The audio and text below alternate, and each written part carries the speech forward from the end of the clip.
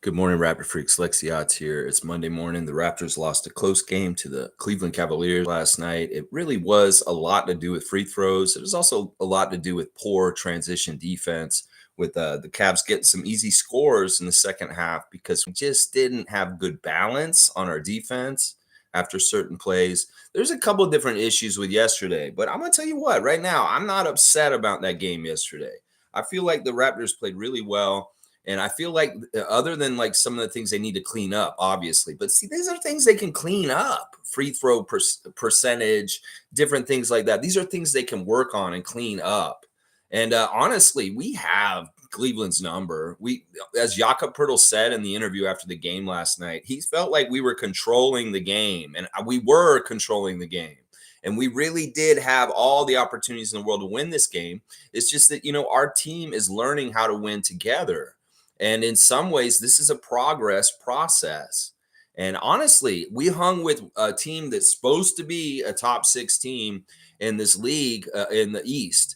And I feel like we did very well against them last night. Of course, there's all kinds of things we could fix and clean up. But this is not a game where Raptors Nation needs to be chicken littling and getting all freaked out and in their feelings or getting upset. That's so stupid. Y'all get a fucking spine. Grow a fucking spine and stop being so jellyfish bullshit. Like, oh, we suck because of this and this and this bullshit. We lost by 3 points in a game where we missed 9 free throws. And honestly, they guys just fucking make the free throws. We would have just won that game. There's all kinds of different things that happened in this game that were really good. And there was a lot of things that they were disappointing. And yes, they could clean up. But, anybody who's like, oh my gosh, oh no, and like all this stuff, you fucking idiots, you dumbasses.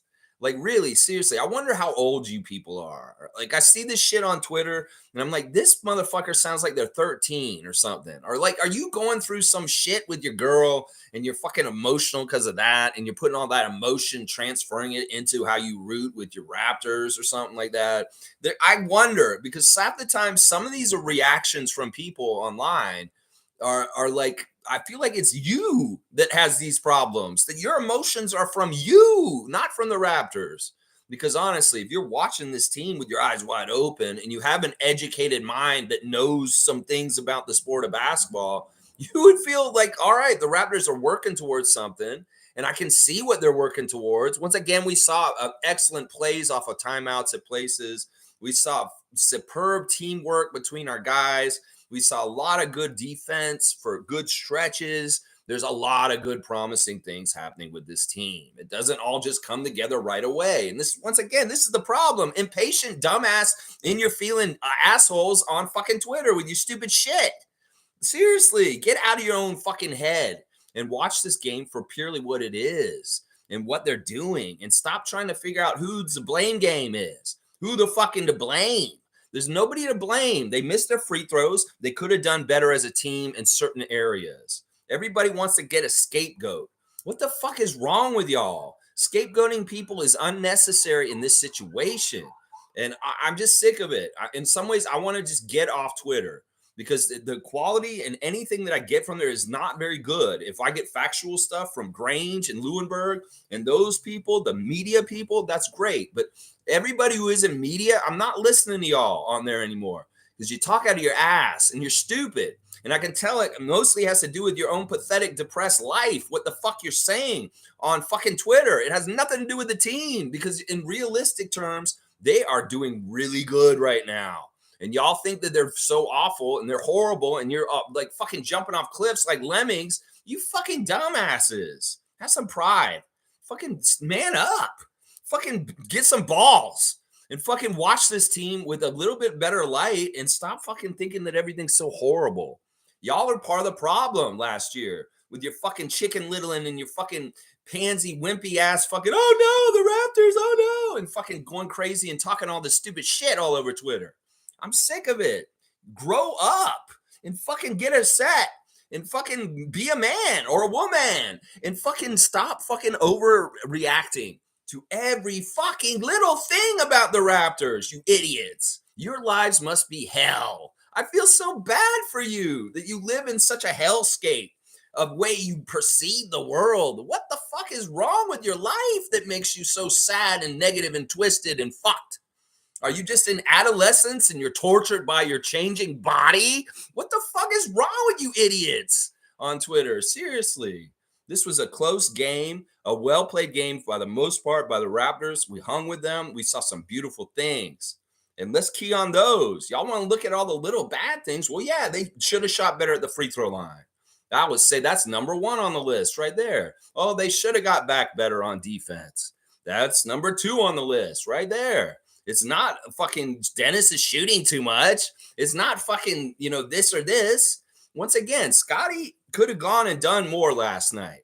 Scotty, you have powers and you can use them when you want. And sometimes he just doesn't choose to use them. And that's part of the problem. The fact that none of the Raptors got 20 points last night is a huge problem because that means that, and I've used this analogy, there's a buffet table. You go and get your plate and you fill it up with food you want. Well, motherfuckers, go get a full portion. Don't fucking go over there and just get 3 out of the 4 foods you want. Get all fucking 4 foods and get the 20 points. Because in some ways, listen, nobody's taking food off each other's plates. That buffet table is for every single one of those Raptors to grab whatever they want.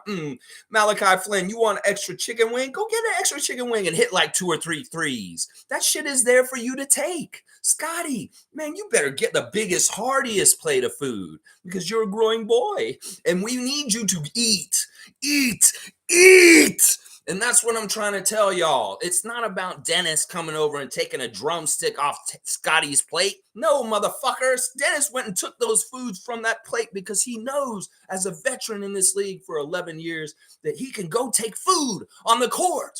Scotty's young. He doesn't understand he can go take more food from the buffet table. So he needs to just go fucking take more food himself. That's what I'm saying. If we don't got no hero at the end of the game, Tina Turner, we need another hero. And that means Dennis Schroeder taking over at the end, just like he did for Team Germany successfully at the FIBA World Cup and became MVP. Listen, that man has a resume that says he can go to the basket and score points, and he did. He did successfully score and carry a bit at the end of the game for us to try and get us close within striking distance to beat the Cleveland Cavaliers. I will take that veteran leadership and very, very good scoring in high-pressure situations from Dennis Schroeder. That's what I'm saying, y'all. The buffet line is open. Make sure you take enough food to fill yourself up because I'm sick of this shit. Everybody who thinks that Dennis is stealing food off Siakam or anybody else's plate, you're fucking stupid. It's up to them to take the portions they want. Yeah, there you go. There's my beginning rant, and it's against Raptors Twitter, you dumbasses. All right, let's see. Dana's here first. Good morning, everyone. Well, on to the next one. Yeah, and the next one is more important. The next one is very big deal. And once again, they're saying, oh, it doesn't matter. You're already out. No, bullshit. Y'all don't realize. Press, y'all are idiots. You do not realize that seeding is determined by how you finish the whole entire in-season tournament. And there's 2 mystery games in the first week of December. The Raptors are going to get scheduled to play, and they will be determined by how we fucking do in these 2 games against Chicago and Brooklyn. I don't understand why the press is so dumb or why they're misleading Raptors Nation. That this is the whole way these tournaments run, is that every single in-season tournament game matters because they determine things like, well, first of all, they're in the 82-game schedule, so it's a win or loss on your 82-game record. And then also these games in particular are more important because they determine other games that will be in the 82-game record schedule. And that's 2 mystery games. In the first week of December, after we played the Knicks, we played the Knicks again. There's a whole wide gap in between there. And there's 2 games that they're going to schedule for us after tomorrow night. And that's the thing. Depending on how we do against Brooklyn, we may determine who we have to play, whether we have home court advantage. There's all kinds of this stuff. So don't listen to Rogers Sportsnet and TSN lying to us that why do the Raptors care about playing? Because these games still matter, even if you're out of the tournament. It's so dumb. I don't understand why people don't understand consolation brackets are figured out by the same shit as the fucking other brackets, the championship bracket in fucking Vegas. Why are you so stupid, press? Are you just hockey heads and you really don't understand? What the fuck? Y'all should know this if you're covering soccer and other things, that this is the way tournaments are run. I really wonder about the intelligence overall of our society at times. Seriously. Trevor J saying, good morning, Raptors family. Good morning to Commissioner J. And this is the Commissioner J Cup. That's right. We are having a superfluous tournament also on this channel. The Commissioner J Cup, Trevor J Cup, he gave me this trophy. He said, Lex, I want you to give this to somebody from your channel. I was like, well, let's make this an in-season tournament contest just to have fun with the new contest in the NBA. Whichever person's team wins the in-season tournament will get this trophy, the Trevor J Cup. That's right. We got some teams advancing already, Indiana and the Lakers. And we have a couple of our great regular Raptor freaks that are in line right now with those teams, Kenrick and Edmonds. So we'll have to see who's going to win. We'll have to see. Trevor J is in the United States right now traveling. Let's hear what he's got to say. Raptors should not lose last night. Once again, free throws. It's a big problem and defensive breakdown in close games. Yeah, I agree with you completely, Trevor. There's too many games so far this season where the Raptors are shooting a very poor percentage. This is a weird game because we got like 23 more free throws than the other team. So we can't say that the refs were against us. There was some fishy stuff with the refs at times, but most of it was actually in favor of us. I really applaud Ben Taylor for not giving continuation on that one play by the Cavs. And when he could have, and the pressure of the home crowd booing and yelling at him, what balls, Ben Taylor, to say, no, this is side out. You don't get the shot. You don't get a free throw. And that was awesome. And then he gave a continuation to Scotty a little bit later. So listen, the refs were not totally shitty. John Butler had one call that was full of shit. But for the most part, Eric Dalen and Ben Taylor were very favorable towards the Raptors. Very, very favorable. Listen, the free throw thing has got to get better. And I'm going to point some people out right now. OG, you really pissed me off. 1 for 3. You got to make both your free throws. Everybody who's got missed free throws, I'm going to point you out right now because this is a big part of the problem. Some of y'all were really good. Some of y'all were bad. Siakam did miss 2 free throws himself. Anunoby missed 2 free throws. Barnes missed 1. Boucher missed 1, and then Achua missed 3, and that's the margin right there. Precious, you make your free throws, we're tied, and then you all make one more, otherwise we win. It's just, man, they're free for a reason, gentlemen. So concentrate, take your time. I know that Cleveland crowd was raucous. It was a very difficult environment in some ways as an away environment. They're very crazy fans. In some of the ways, I don't like that Cleveland crowd. They're jerks. There were 2 guys in particular sitting behind Matt Devlin and Alvin Williams that were very loud and yelling stupid ass shit behind them. You could hear them jeering the free throw shooters for our team right behind our broadcast crew.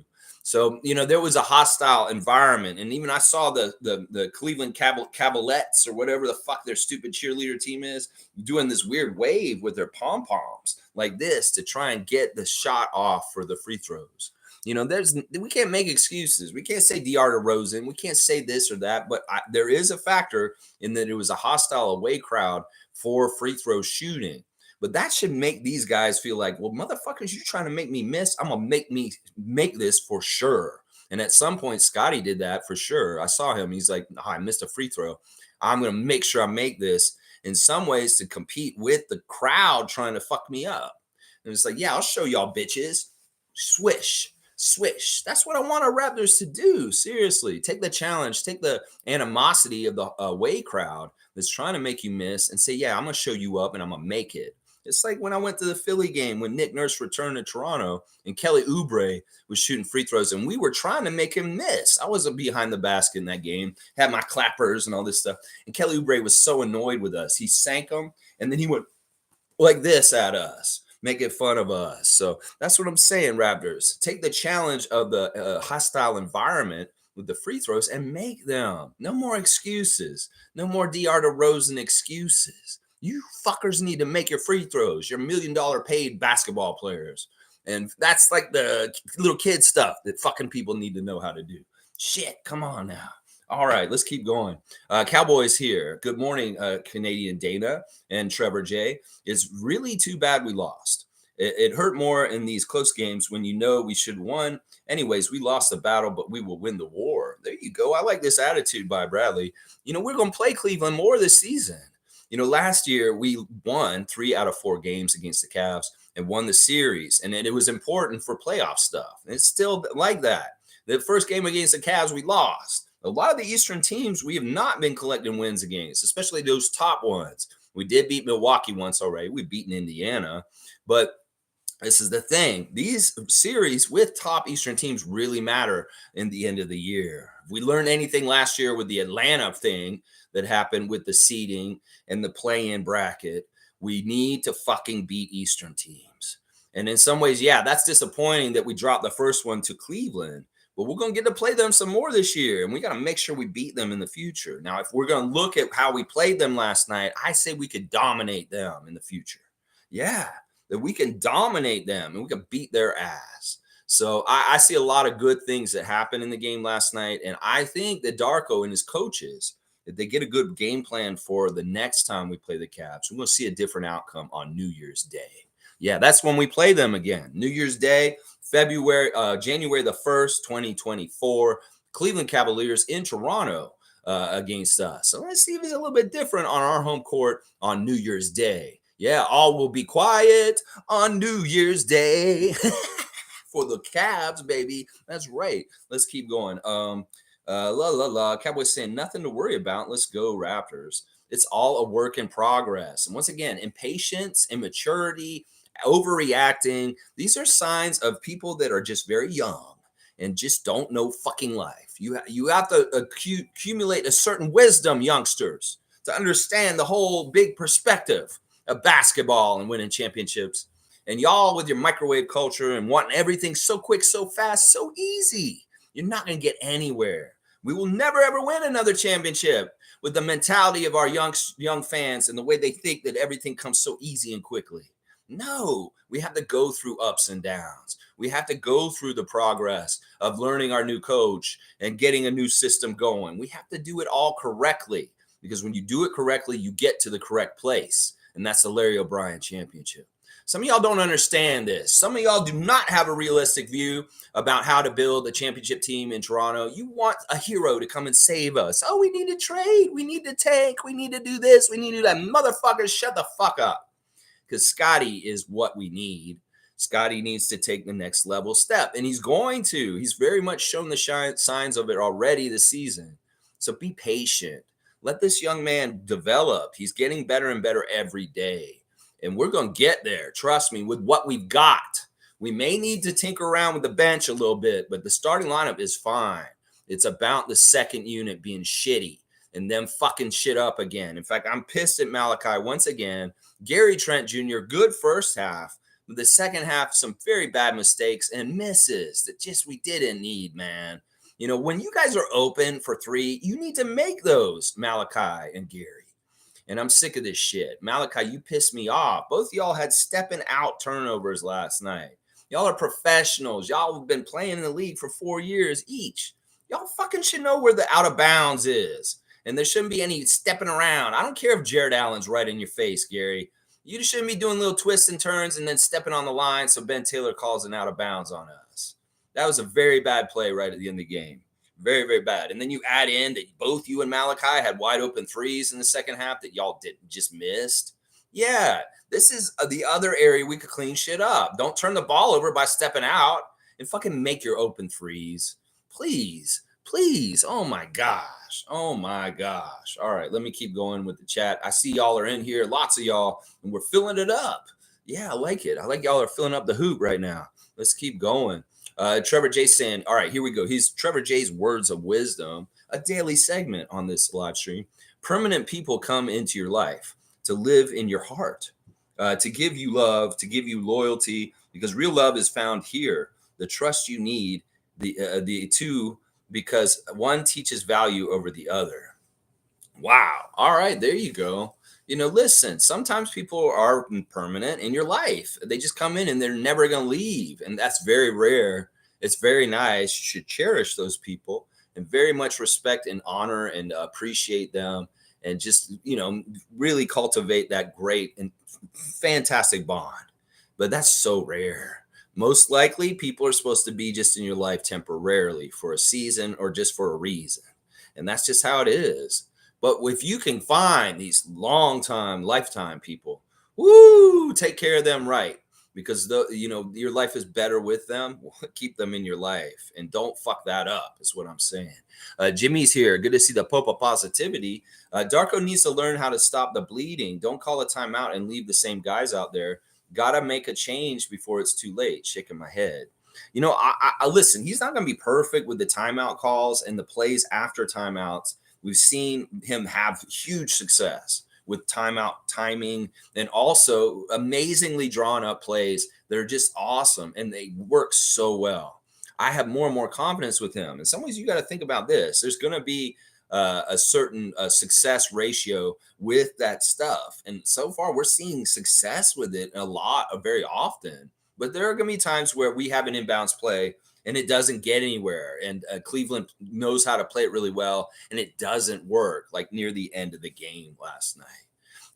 I think that you're right that in some ways, if you're going to call the timeout and you see a lineup, especially like a lineup with Scotty in the bench, that is just not carrying water against the competition as far as they're not guarding them very good defensively and they're not keeping up with them offensively at the other end.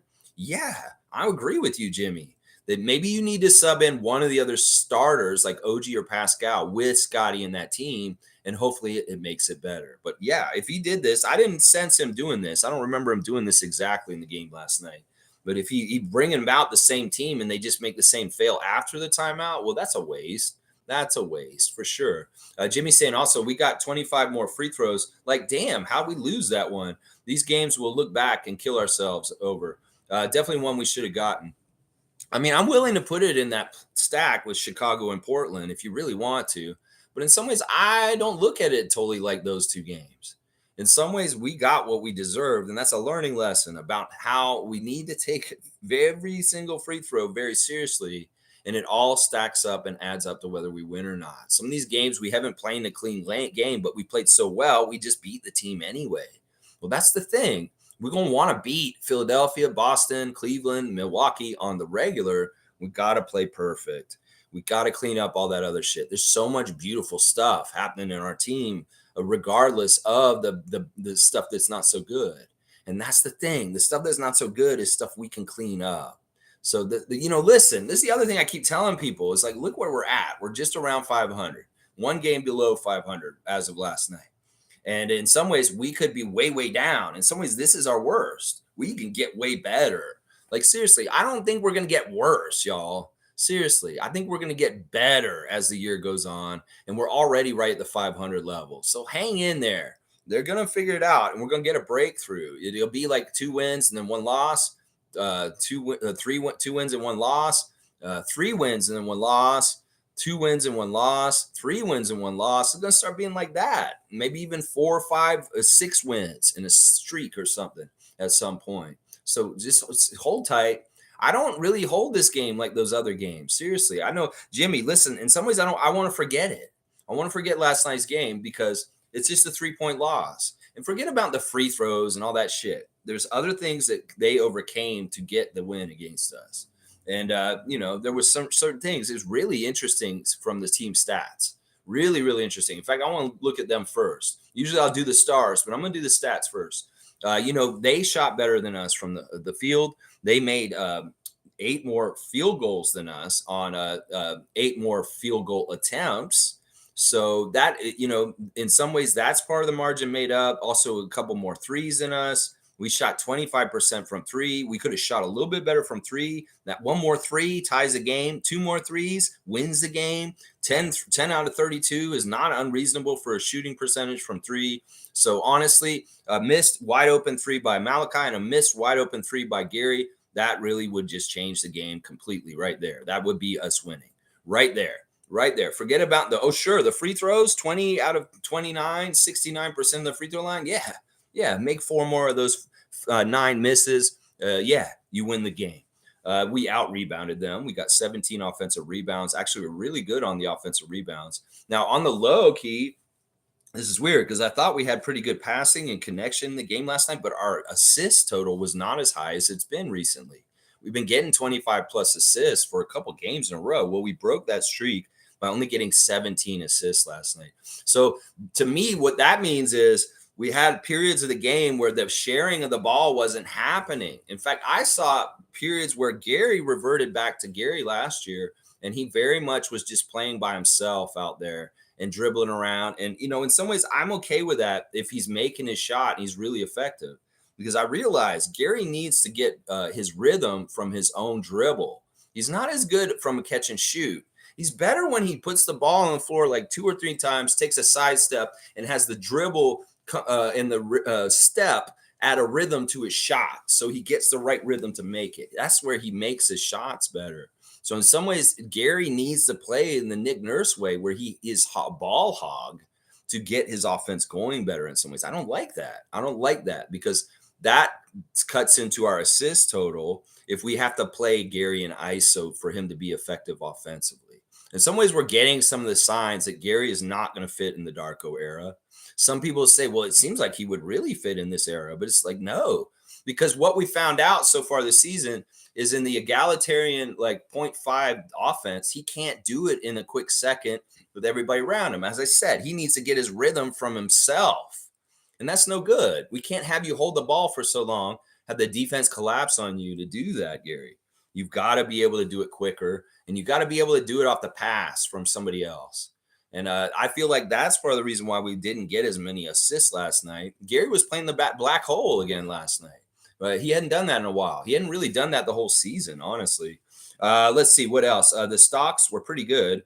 We got 9 steals and 3 blocks. They got only 2 steals and 5 blocks, so that a little bit better than them. We had less turnovers than them. That was really good. They got on the fast break better than us, and that was really those transition baskets killing us. But we didn't get back. A couple of dunks, a couple of really embarrassing efforts to get back on transition defense last night. Really embarrassing. Points in the paint, they just beat us 58-50. We were actually operating the paint pretty well with them. But in some ways, that battle in the paint is one of the things that could have determined this game too. I feel like we should have been in there more. We should have been in there more in the paint, because we had some certain things. I know Jared Allen's out there blocking and Evan Mobley, but that little 2-man game with Siakam and Pirtle where they're flipping the ball back and forth and they said, hot potato, the announce crew, that's smart shit, because it's a diversion for Mobley. He's like, oh, it's Pascal. Oh, no, wait, he gave it back to Pirtle. And then boom, we put it in. So I like that little give and go back and forth between Pascal and Jakob. That's the way you fight against big twin towers like Evan Mobley and Jared Allen. So yeah, there's different stuff in this game. They won it in a different kind of way than us. In some ways, part of the reason why they won is because Darius Garland is the player on the court that knew how to take over and just control whatever he wanted to do himself. That's the power we need Scotty or Pascal or any of the Raptors to get more in touch with. That Garland really knows where to get to his spots and make huge shots to help his team at any time. He's just that kind of scorer. I wish our guys were more like that. Like, Scotty, you go take your spots and you just say, yeah, I'm going to make a few baskets in a row, just like Garland did. That's the thing. In some ways, the most powerful player on the court last night was Darius Garland, and it should have been one of the Raptors. It could have been Siakam. It could have been Barnes. But those guys were messing around in the teens, and they should have went and took more food from the buffet table is what I'm saying, y'all. Seriously. Darius Garland knew how to get the food on his plate, and he was eating good. You know what I'm saying? All right, let's do the 3 stars of the game. Since we lost, I'll only do 3 stars. My number 1 star of the game is Pirtle. Pirtle was absolutely fantastic last night. He was dominating in there against 2 big centers, and that's fantastic. He held his own. He was playing really good defense on them. 8 of 9 from the field. Once again, he's shooting really, really well. The way he's putting back offensive rebounds is awesome. The way he's just getting in there and going aggressively at the rim and finishing is awesome. 18 points. He had his season high in points and his season high in rebounds last night. 18 and 13, another double-double in the books for our Austrian Hammer. 4 offensive rebounds. He was perfect at the line. We can't get mad at him, even though sometimes he's the free throw poor percentage leader. That man went up there and got both his free throws last night, so you can't get mad at him for the free throws. And he's usually the most likely culprit. 2 assists, 2 steals, only 1 turnover, a +9. Yeah, Jakob was our best player on the court, and that's amazing considering he's going against Mobley and Allen. A very, very difficult assignment where Jakob thrived and absolutely was carrying us and doing very, very well for us. Very proud of Jakob in the losing effort. Even though Schroeder is my second star. Y'all that are being critical of Dennis Schroeder right now, just shut up. The man took less shots than Barnes, Anunoby, and Siakam. He only got 11 shots. Y'all think he's taking away from them, but honestly, this is what it is. I told y'all just a couple minutes ago, Scotty and Pascal need to go take that food. It's on the table for them to take. Well, Dennis knows how to get the food on the plate, just like Darius Garland, more than they do. And in some ways, that's the problem. Dennis knows when he can go get shots for himself on his own. And what do you want him to do? Just sit back and watch us lose? You want him to take control of what he can take control of and help us win. So when you see him do things at the end of the game, don't get mad at him. Praise him and be like, oh my God, I'm glad we have a capable point guard that's going in there and carrying for us at the end and getting us closer to closing the gap and possibly winning this game. That's exactly what Dennis did in the last part of the game. He wasn't being selfish. He wasn't freezing guys out. He was stepping up when nobody else would to try and carry us to help us to win the game. I can't get mad at him that. In fact, I want the other guys to be more like Dennis. He's being a leader to show them this is what you need to do, Scotty. This is what you need to do, Siakam. When it's crunch time, we need baskets. And I'm going in there and getting them for us, whether it's a three, whether it's me getting in the paint and making a layup or doing a quick turnaround move on the baseline to get free and lay it up. This is all veteran know-how. And once again, uneducated Raptors fans that have not watched the FIBA World Cup this past summer, you do not understand Dennis Schroeder and how good he is at this point. If you're still operating from a level that he's a role player that was on the Lakers or the Celtics, you do not understand that he leveled up like a Pokemon this summer. That white streak is gone. He matured and grew up. He's a starting point guard in this league, and he's the FIBA World Cup MVP. So put some fucking respect on him and understand that man went undefeated against the best teams in the world this summer in Southeast Asia. You dumbasses. That's what I'm saying. So everybody who's criticizing Dennis today, you need to hold your tongue. That man was helping to carry us, to give us a chance to have striking distance to win that game last night. Better execution near the end. We might have won the game still, despite the free throws and the bad transition defense. So yeah, I'm sick of people criticizing Dennis or deciding, oh, I thought we got rid of Fred. What is this? No, this is a totally different player than Fred, a much more efficient player than Fred, a better passer than Fred, and in some ways, a better leader than Fred.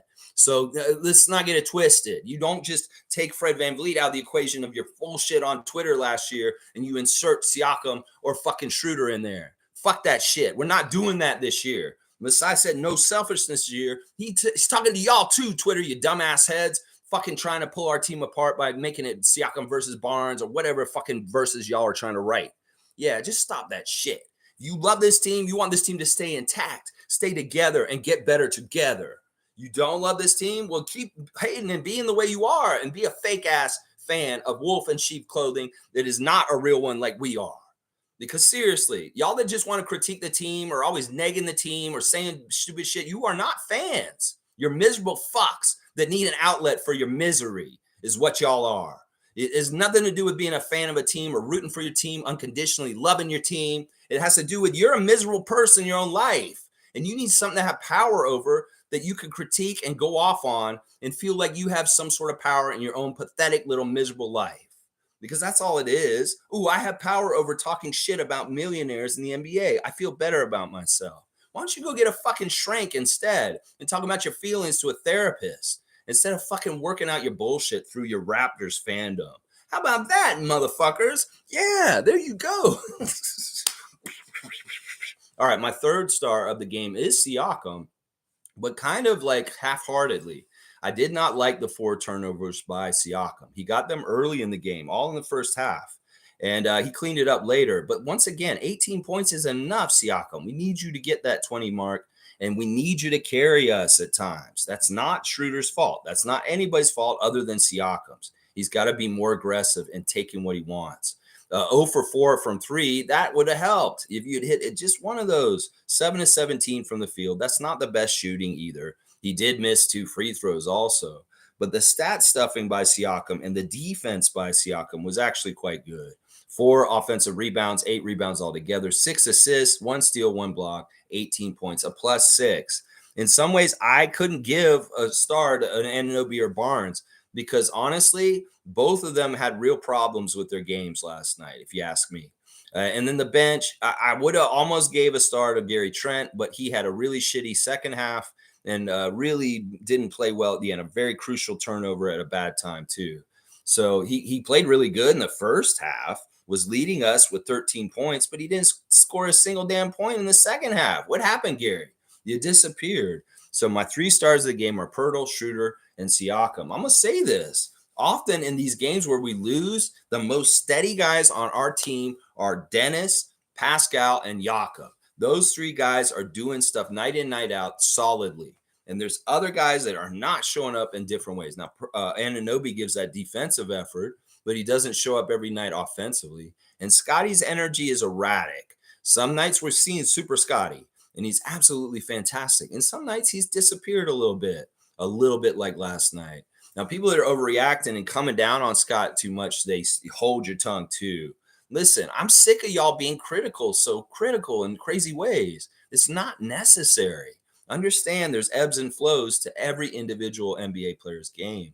And Scotty's just riding the waves. And you know what? He could come back on Tuesday against the Brooklyn Nets and have an absolutely badass triple-double game, and everybody will forget about him not being as good last night. It really is not a consistent thing where you're just like, oh, it's going to be so good and you're always going to go up. No, there's going to be a little bit of this. And that's the problem with the younger generation. They have no tolerance for variance and going up and down and not being totally all the time good. Scotty wasn't that horrible. And honestly, if you look at the body of work this year compared to his first 2 years in the league of going up and down, his ups and downs are a lot higher up. His ups are higher and his lows are not as low as his lows from last year. His lows last year, he wouldn't get in double digits and he'd barely play and he'd have like 5 turnovers. This year, he's getting at least double digits. He's stat stuffing, but he may not shoot well and he may not get to 20 points. So it's like, what the fuck? Y'all can't see the progress over time. Once again, widen your perspective and look at things with a bigger range instead of just this is tonight and he sucked. Why don't you fucking look at what his journey has been since he's been a rookie in this league and understand he's operating on a new wavelength high and low than like last year even. The first 2 years were very similar, about the same wavelength. Well, he's up on another level of wavelength, and the lows are higher than the lows last year. If you're really fucking paying attention, you will understand that. Yeah, so there's my 3 stars. And Trevor J saying good morning to Cowboy. Fiercey's here. Good to see Fiercey Salsera. Scotty Barnes Twitch family 2022. The family is always around. Scotty Barnes Twitch family. We are Scotty's Twitch family, and we love him. And we were there for him all the time when he's on his stream. Fiercey saying good morning, fam. Happy Monday and blessed week. Can't be mad at Gary. Cavs played good defense on the last possession. I'm frustrated with all the missed free throws. We could have won had we hit 5 to 6 more. Yes, Fiercey. That is frustrating.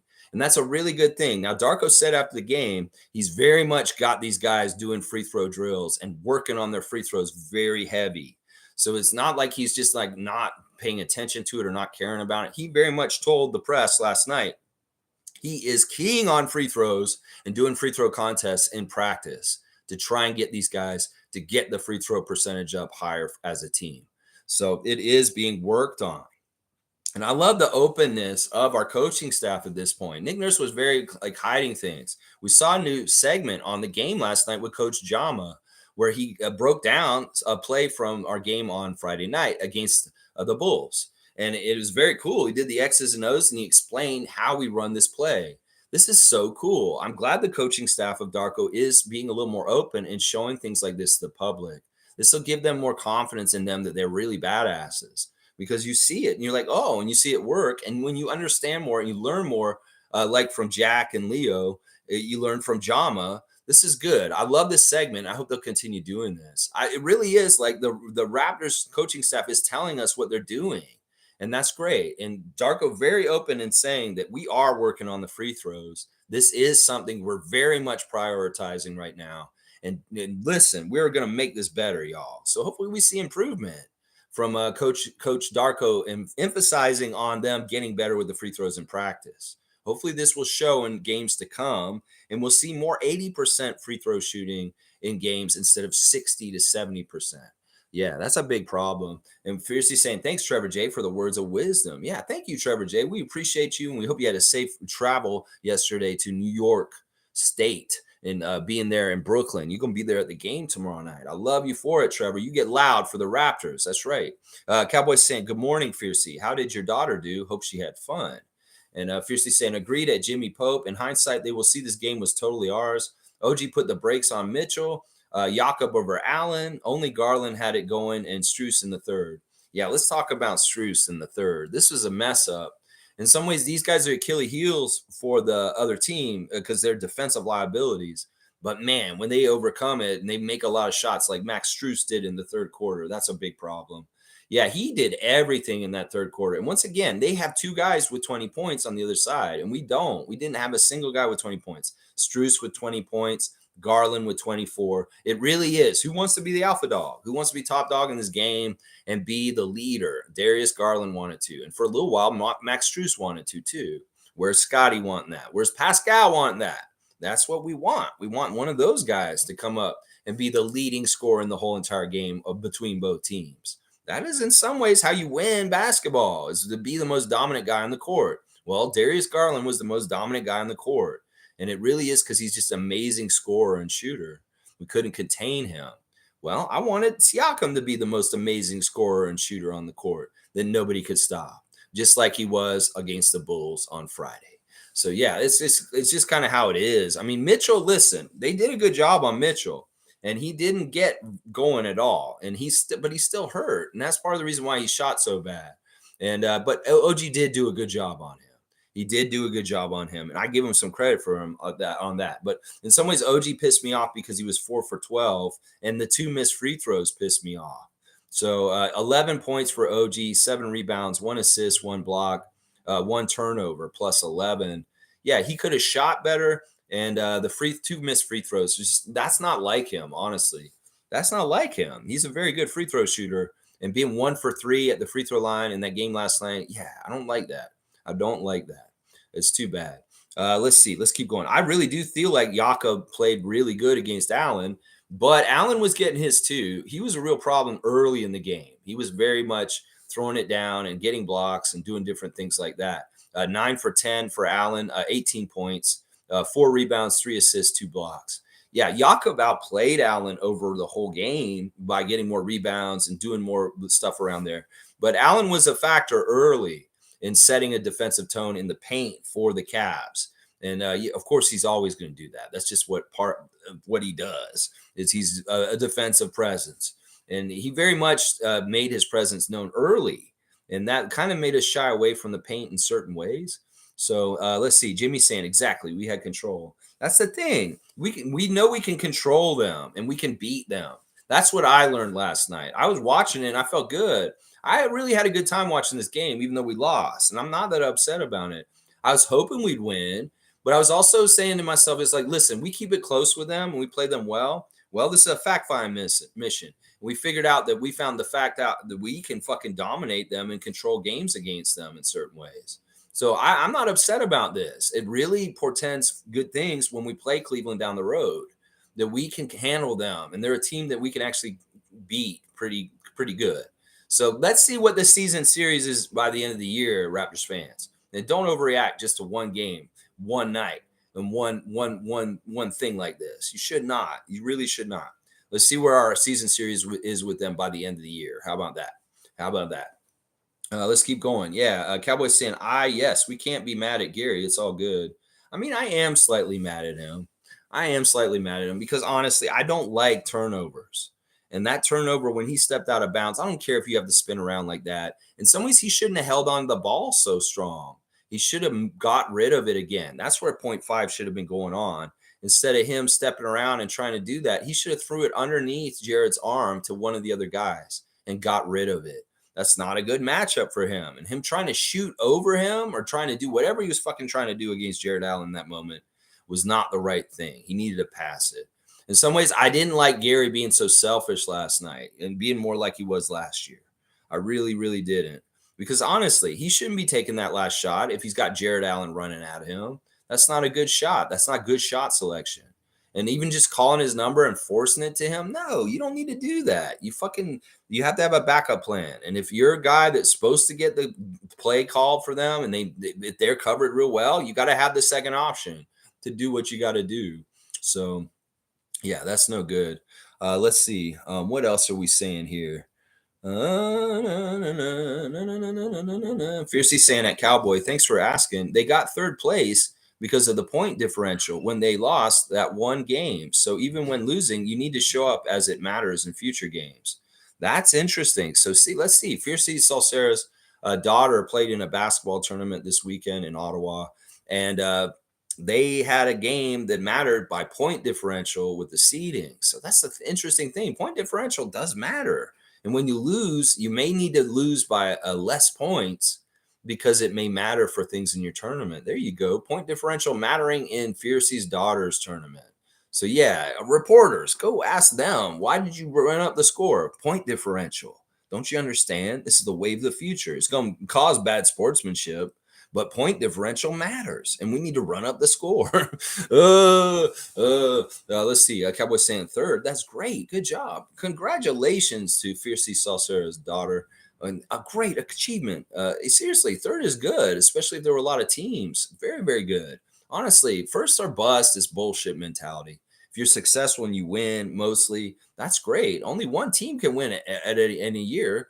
And some people just have unrealistic ideas about what success is. They just think success is only just get the Larry O'Brien. Well, go tell Karl Malone and John Stockton and the Utah Jazz what success is. If you think the Larry O'Brien is the end all be all of success, because honestly, they were very successful NBA players who never won a championship. And there's a lot of those guys in this league. There really is. There's levels to this, people. Come on now. All right, let's see. Trevor J saying, don't worry. Chicago, Detroit, and Washington all fighting to see who will be number 15. Yeah, I'm not looking down there. I want to look up. I want to look higher because that's the direction we should be going. Cowboys saying, good morning, Jimmy. It's true. We had control. Well, that's the thing. Jakob realized it. He said it in his interview. He said, I feel like we were controlling them pretty good. I saw it on the TV too. It's like, yeah, the Raptors can kind of control the Cavs. And that's good stuff. That's good stuff. We have a couple lapses of judgment. We miss some free throws. We lose still. But you know what? We get our shit together. We have some plans and schemes from the tape from last night to try and build off of. Let's just put it that way. Fiercely saying, at the same time, Darko's giving an opportunity to the bench. They play way more than under Nick Nurse. It's frustrating at times, but I believe it's the best way for them to grow, improve, develop, and help. Yeah, our bench shat the bed again last night. They just not, man, they pissed me off. Like Gary did great in the first half, as I said, 13 points. But in the second half, these guys didn't score at all, really, at all. Like they did everything they did, and the starters had to carry us the whole second half. Really. Boucher, 4 points, but Boucher was in there fighting and getting offensive rebounds. I love the way we offensive rebound. It's either like Pirtle, Boucher, or Barnes getting in there and stealing offensive rebounds at times. Also, Anunoby really on the offensive boards last night. Boucher was okay to me, even though he only got 5 points in 10 minutes. It's the rebounds and the energy he was bringing. Precious didn't have a great game.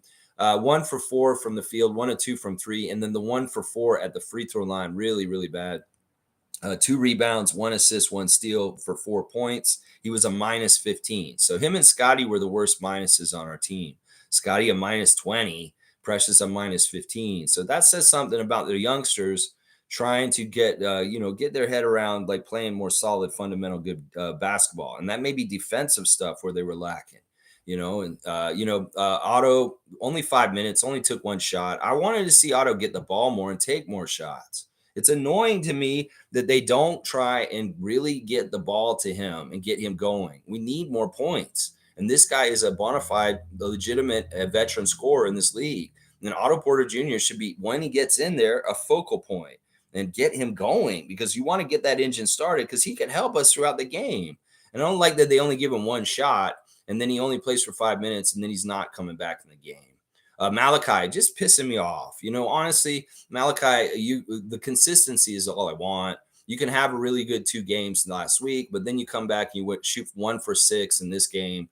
And 4 rebounds is nice, but otherwise it's like, man, that's not enough, bro. You just got 3 points in 17 minutes. You're supposed to be a scorer, Malachi. You're just like Deadwood on our bench. And I'm sick of this. I want a real, true backup point guard. It pisses me off. I'll go in on Scotty a little bit more here. 33 minutes, only 15 points, a minus 20, 5 of 14. So he didn't shoot very well. And 4 of 5 at the free throw line. I'll give him that one miss. It could have been worse. 8 rebounds, 3 assists, 1 steal, 1 block. Yeah, Scotty, man, you need to step up and take more food off the buffet table. That's all I'm going to keep saying to you right now. You got to, that food is there for you to take. You need to eat more. You're a growing boy. You need to eat way, way more. Let's see. Keep going here.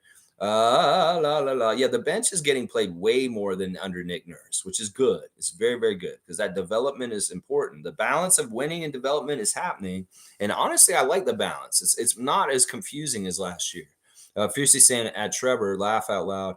We gotta be careful though. Things may turn around and we'll have a better picture before All-Star period. Yeah, I mean, hey, I'm all about that. Let's see. Cowboys saying alley oop to Fiercey is testing them so they're ready for the playoffs. There you go. He wants to give an alley oop to Fiercey. All right. G saying missed free throws lost us this game. The game plan was decent. Wasn't crazy about Scotty on Garland, but get it in a way as well. It was the free throws again that did us in. Yeah, I can get behind what you're saying here, G. You know, it was weird. Yeah, we had trouble with Garland for a while when Flynn was on him. That's when he really went on his little tear in the third quarter when he bombed a couple threes and they took the lead. That was annoying. We had a 10-point lead at the half, and Garland swallowed it up by going off. And it was when Schroeder came back in, he stopped Garland or kind of slowed them down. It's like, I was like, man, Schroeder needs to be out there because in some ways his defense is so important on their very good like guards. And Malachi, for some reason, I don't have trust in him anymore as a defensive guard. Like, honestly, he gets left behind too much. And he seems like he's scrambling after the person he's beat all the time. So in some ways, Malachi being a good defensive guard is overrated. I don't believe that because I see him getting burned all the time. And that was happening last night. He was getting killed. And Dennis was keeping up with Garland and Mitchell better than Malachi was. OG, of course, guarding one of those guys. And Scott has to at times because in some ways he's one of the better defenders on our team. And if we're, he's going to get the assignment. I don't think he was that bad with Garland. It's just Garland is so good. He's really, really good. And he really makes room for himself. And he's a very good shooter. So it's just a tough matchup for anyone in this league. And in some ways, our team did better against him than most teams would try and get against him. Like in some ways, we limited him. The way he was shooting, he was really hot. And he could have easily got a 30-piece last night if he was playing another team. I think that our defense and our stymieing him actually held him to 24. He could have been way, way worse, honestly. Against the other team, I'll bet you would have got 30. Yeah. Sasanya's here. Good to see Bradley's lady. Let's go, Raptors. You going down, Brooklyn. That's right. You get them, Sasanya. I love you. Good job. G saying, do you think Darko is playing Scotty with the bench to make him more aggressive? Doesn't have Siakam and Dennis to lean on. I don't like that lineup, but from development point of view, might make sense. Well, this is similar to like Nick last year. He would play Scotty at point guard with the second unit, and there was fail in that. That's why I'm telling people that want Scotty to be our ball handler, you're idiots because you see what it is. If Scotty's a point guard, you see what it is. It's him with the bench and what he's doing there. It won't be that with the starters. I mean, he'll be just as bad at doing that with the starters as he is with the bench. It's not the bench guys. It's Scotty is not a good point guard. He's not a good, fundamentally good point guard. He has way too many turnovers. He's too flashy. He's trying to do extra shit that's not necessary that, the teeny bopper crowd may fall in love with, but old heads like me that like clean basketball get really fucking mad about. So what I'm going to say right now, once again, to everybody wants Scotty to be our point guard. He's not a good fit. And you see it when he runs point guard with that backup team. And honestly, it hasn't looked good hardly at all whenever he's doing it. And he has way more turnovers than success half the time. And I honestly want him shooting. I think he's a better shooter and offensive scorer than any of those bench guys, even Gary. And he needs to be the one that they're feeding the ball to instead of him giving the ball to those shitty shooters. Doesn't that just make sense? So I don't get it. I don't get why people want him to be the point guard so bad. Just because, he wants to be the point guard. I want to be. No, it's a bad idea because we've seen more and more that there's a lot less success and more failure when Scotty's running the point. And he's way more successful when he's getting the ball and shooting himself. So we got to go with our strengths and not go with vanity projects to make somebody a point guard just because the fan base wants it. That's stupid. That's one of the dumbest things you can do is run your team for fancy favor and the Raptors fan base and what they want. Now, honestly, the Raptors fan base is stupid and they don't really understand basketball in the way they talk out of pocket on Twitter. They really don't. So yeah, I don't like Scotty being the point guard right now. I'm anti Scotty running point. I very much am. He's so good. He doesn't need to be a point guard. He needs to be scoring himself. I'd rather have him shooting 70% near the basket than 30% from the outside and trying to get it to people who are going to miss more than he is. So Jimmy Pope is saying, Jimmy's saying that beginning of the fourth is what lost us the game. Got to come correct and not be lazy and let George Niang get a Euro step through our whole defense and letting one dude get a couple boards over four guys. Yeah. In some ways, I was disappointed because the Raptors were the team that were rested and they were the ones who did the back to back. And we should have ran them off the floor by the end of the fourth quarter. They should have been tired and looking more not keeping up with us. Meanwhile, they were getting back in transition and we weren't. And they were getting easy layups. That's a fuck up. In some ways, that is the guys just not playing right or maybe not being right with the defensive transition stuff as far as we need the balance of getting guys back further back instead of letting Yang get fucking layups or stupid shit like that.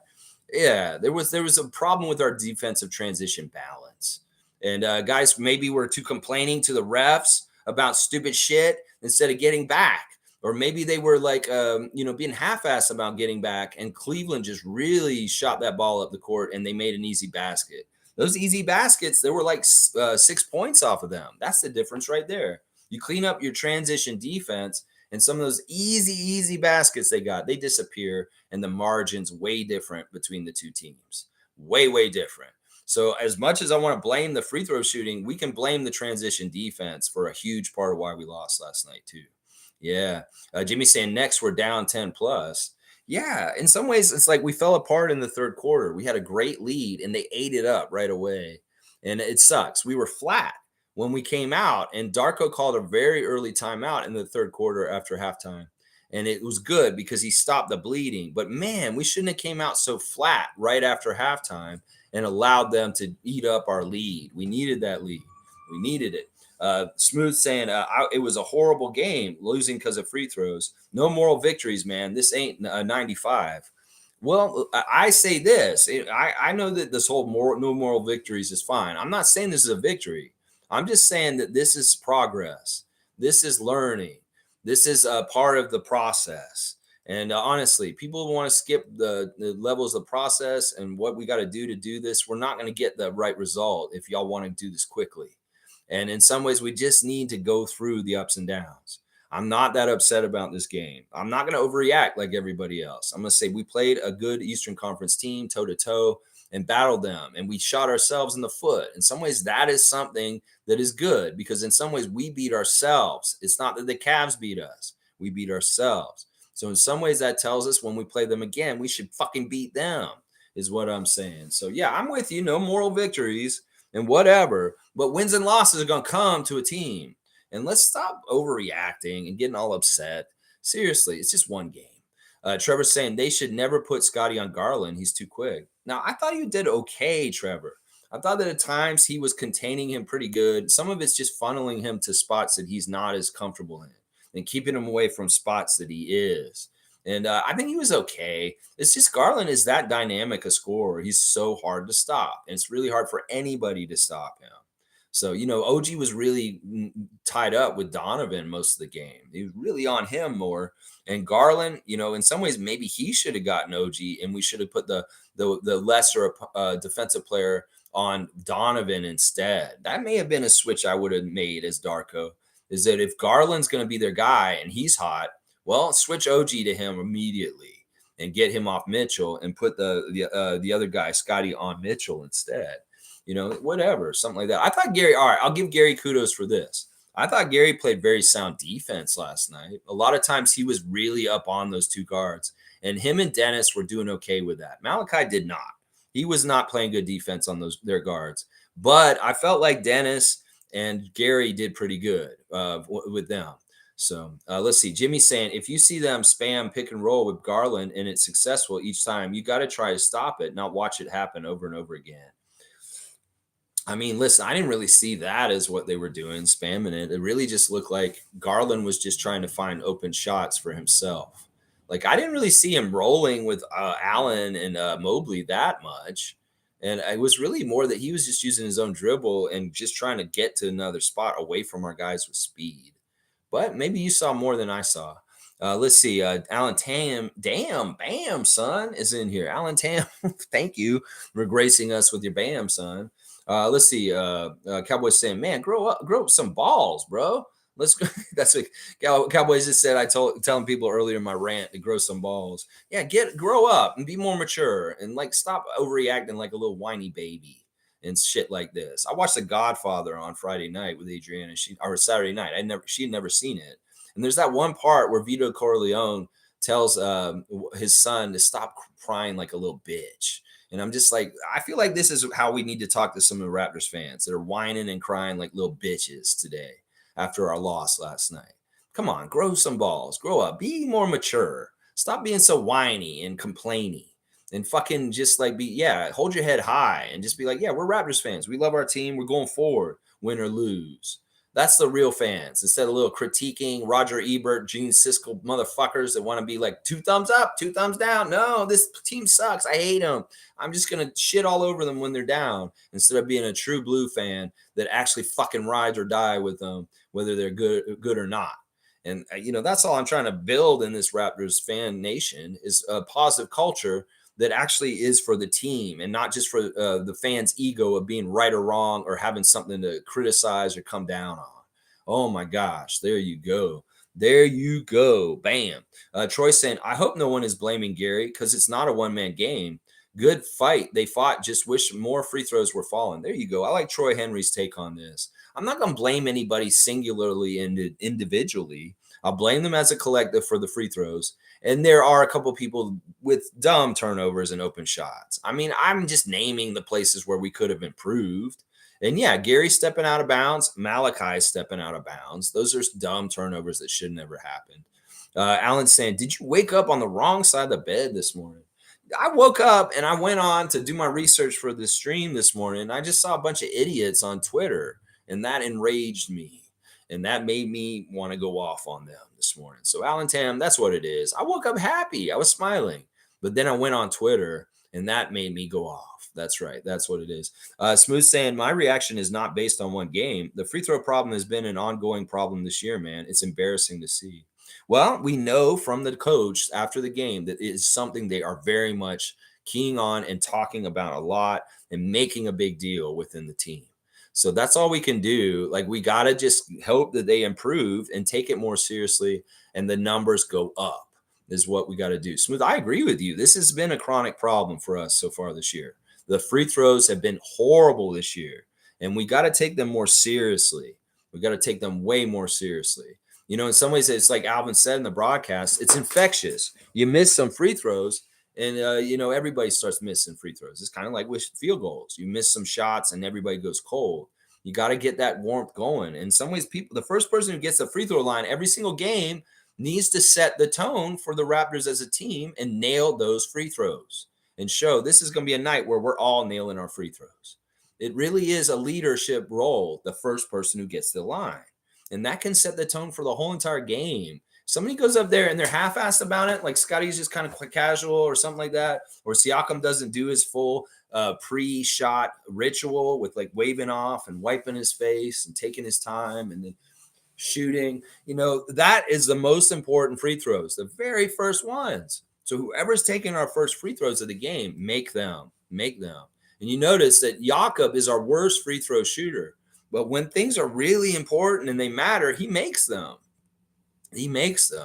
So seriously, be a free throw leader, whoever gets there first, and make them. Dennis Schroeder, our best free throw shooter, he shoots 87% from the free throw line.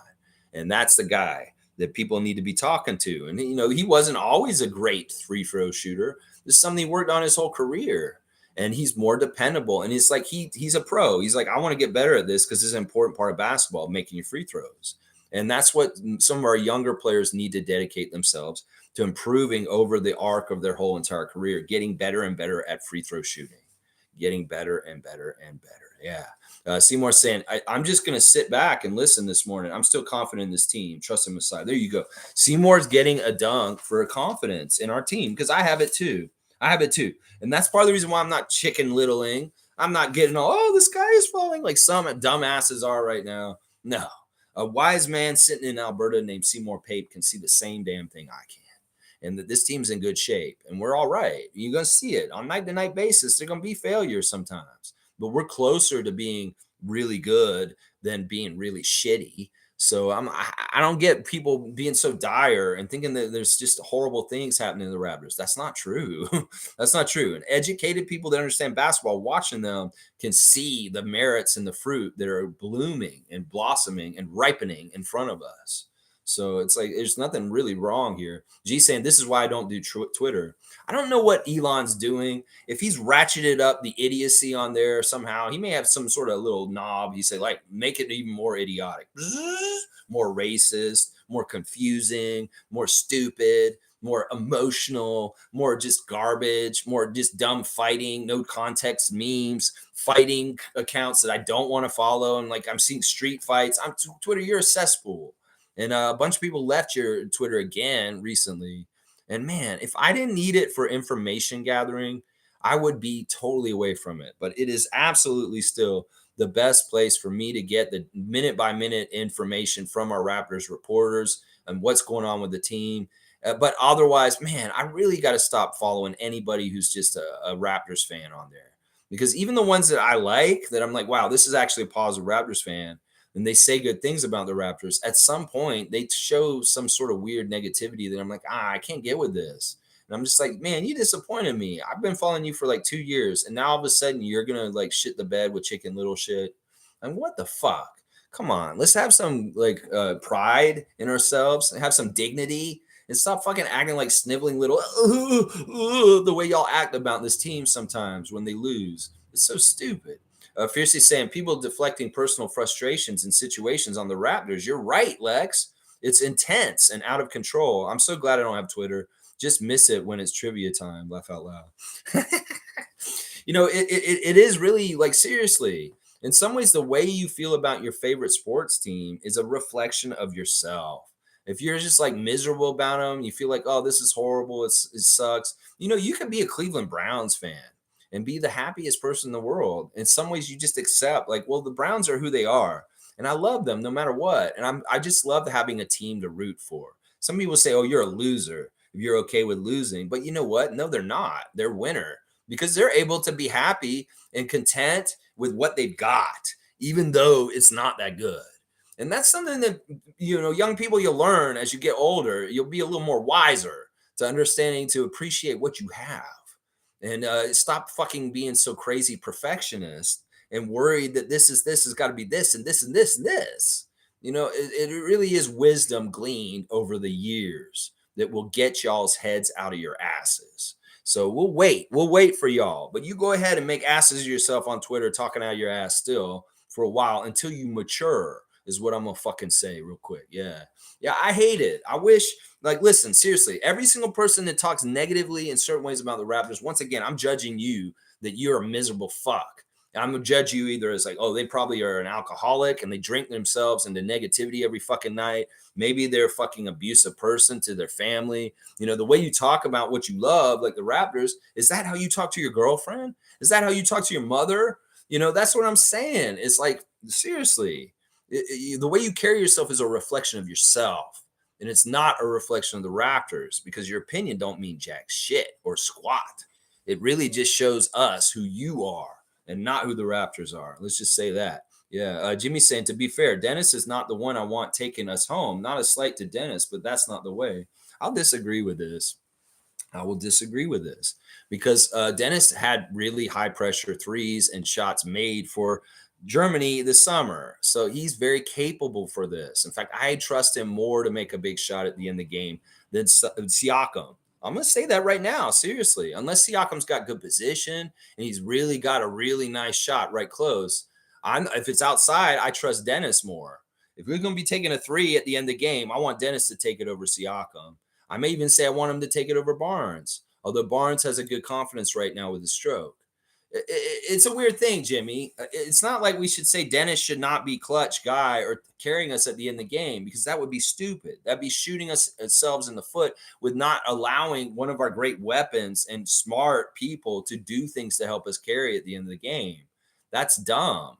No, we need to allow Dennis to shoot clutch shit just like anybody else on the team, as far as Pascal, Gary, OG, Siak, Barnes, because he is a clutch shooter and he hit clutch shots for Germany. And he's proven, he's much more proven in this in some ways than Siakam, is what I'm trying to say.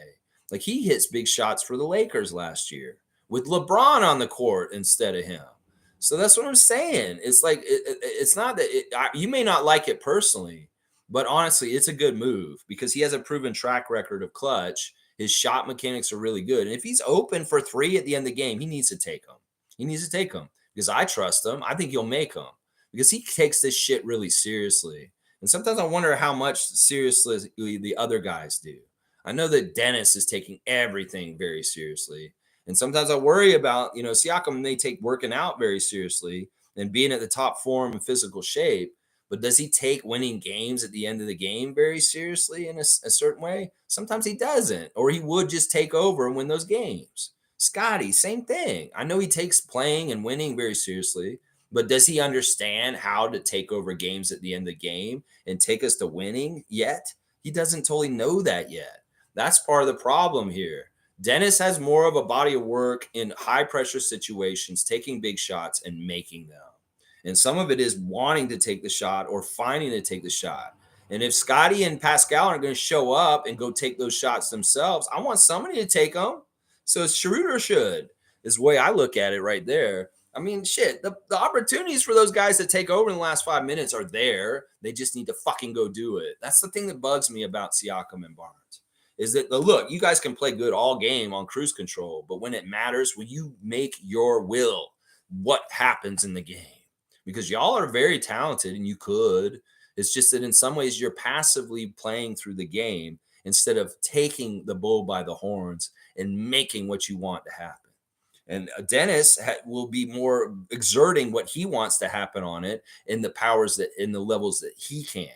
But just imagine when Scotty gets more like that and he actually does start exerting things in the way he wants in the last 5 minutes. We'll win games all the time because this man's just so dominant.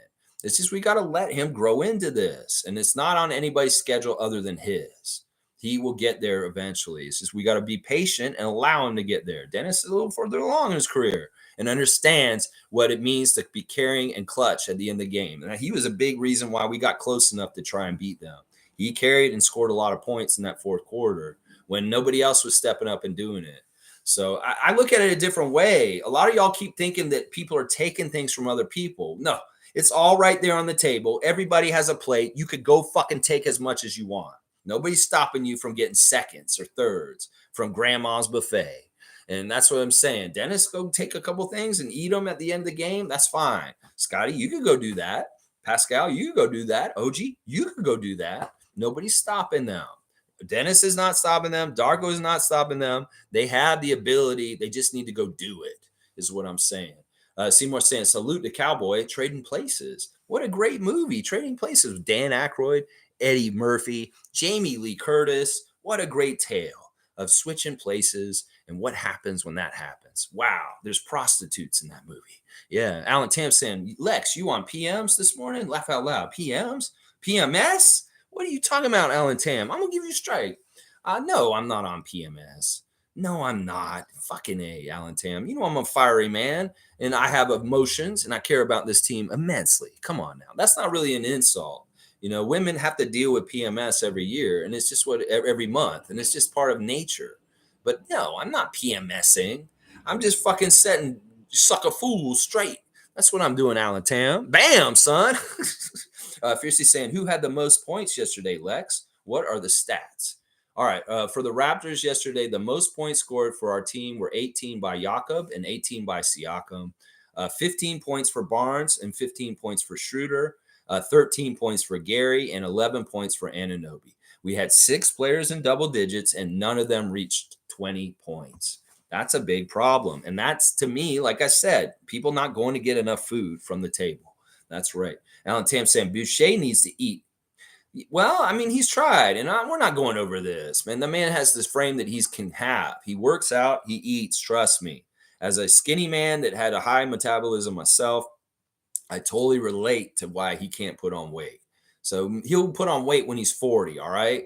It's just that he's a skinny dude. He has a skinny, slender frame, and he's doing great. Honestly, the way he muscles in there and wiggles in there and gets offensive rebounds around taller players is very, very good.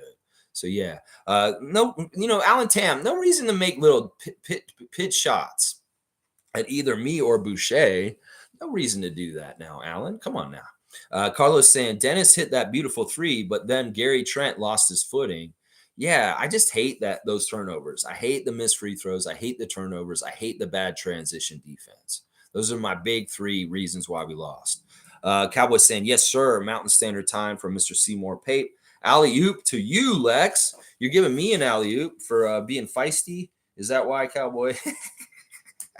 All right. G saying, I do wish Pascal had more touches down the stretch, but don't think he had any. Was it because of what the defense gave them?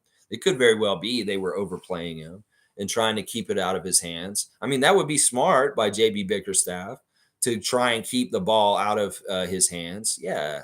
So I don't know. I think that's probably what it was. Sure. Alan Tam saying, Raptors not a championship team. Alan Tam, you trying to get fucking struck out of here? Because I like you, bro, but I will bam your ass right out of here. So you be careful with your negativity. You got, I would say right now you have 1.5 strikes.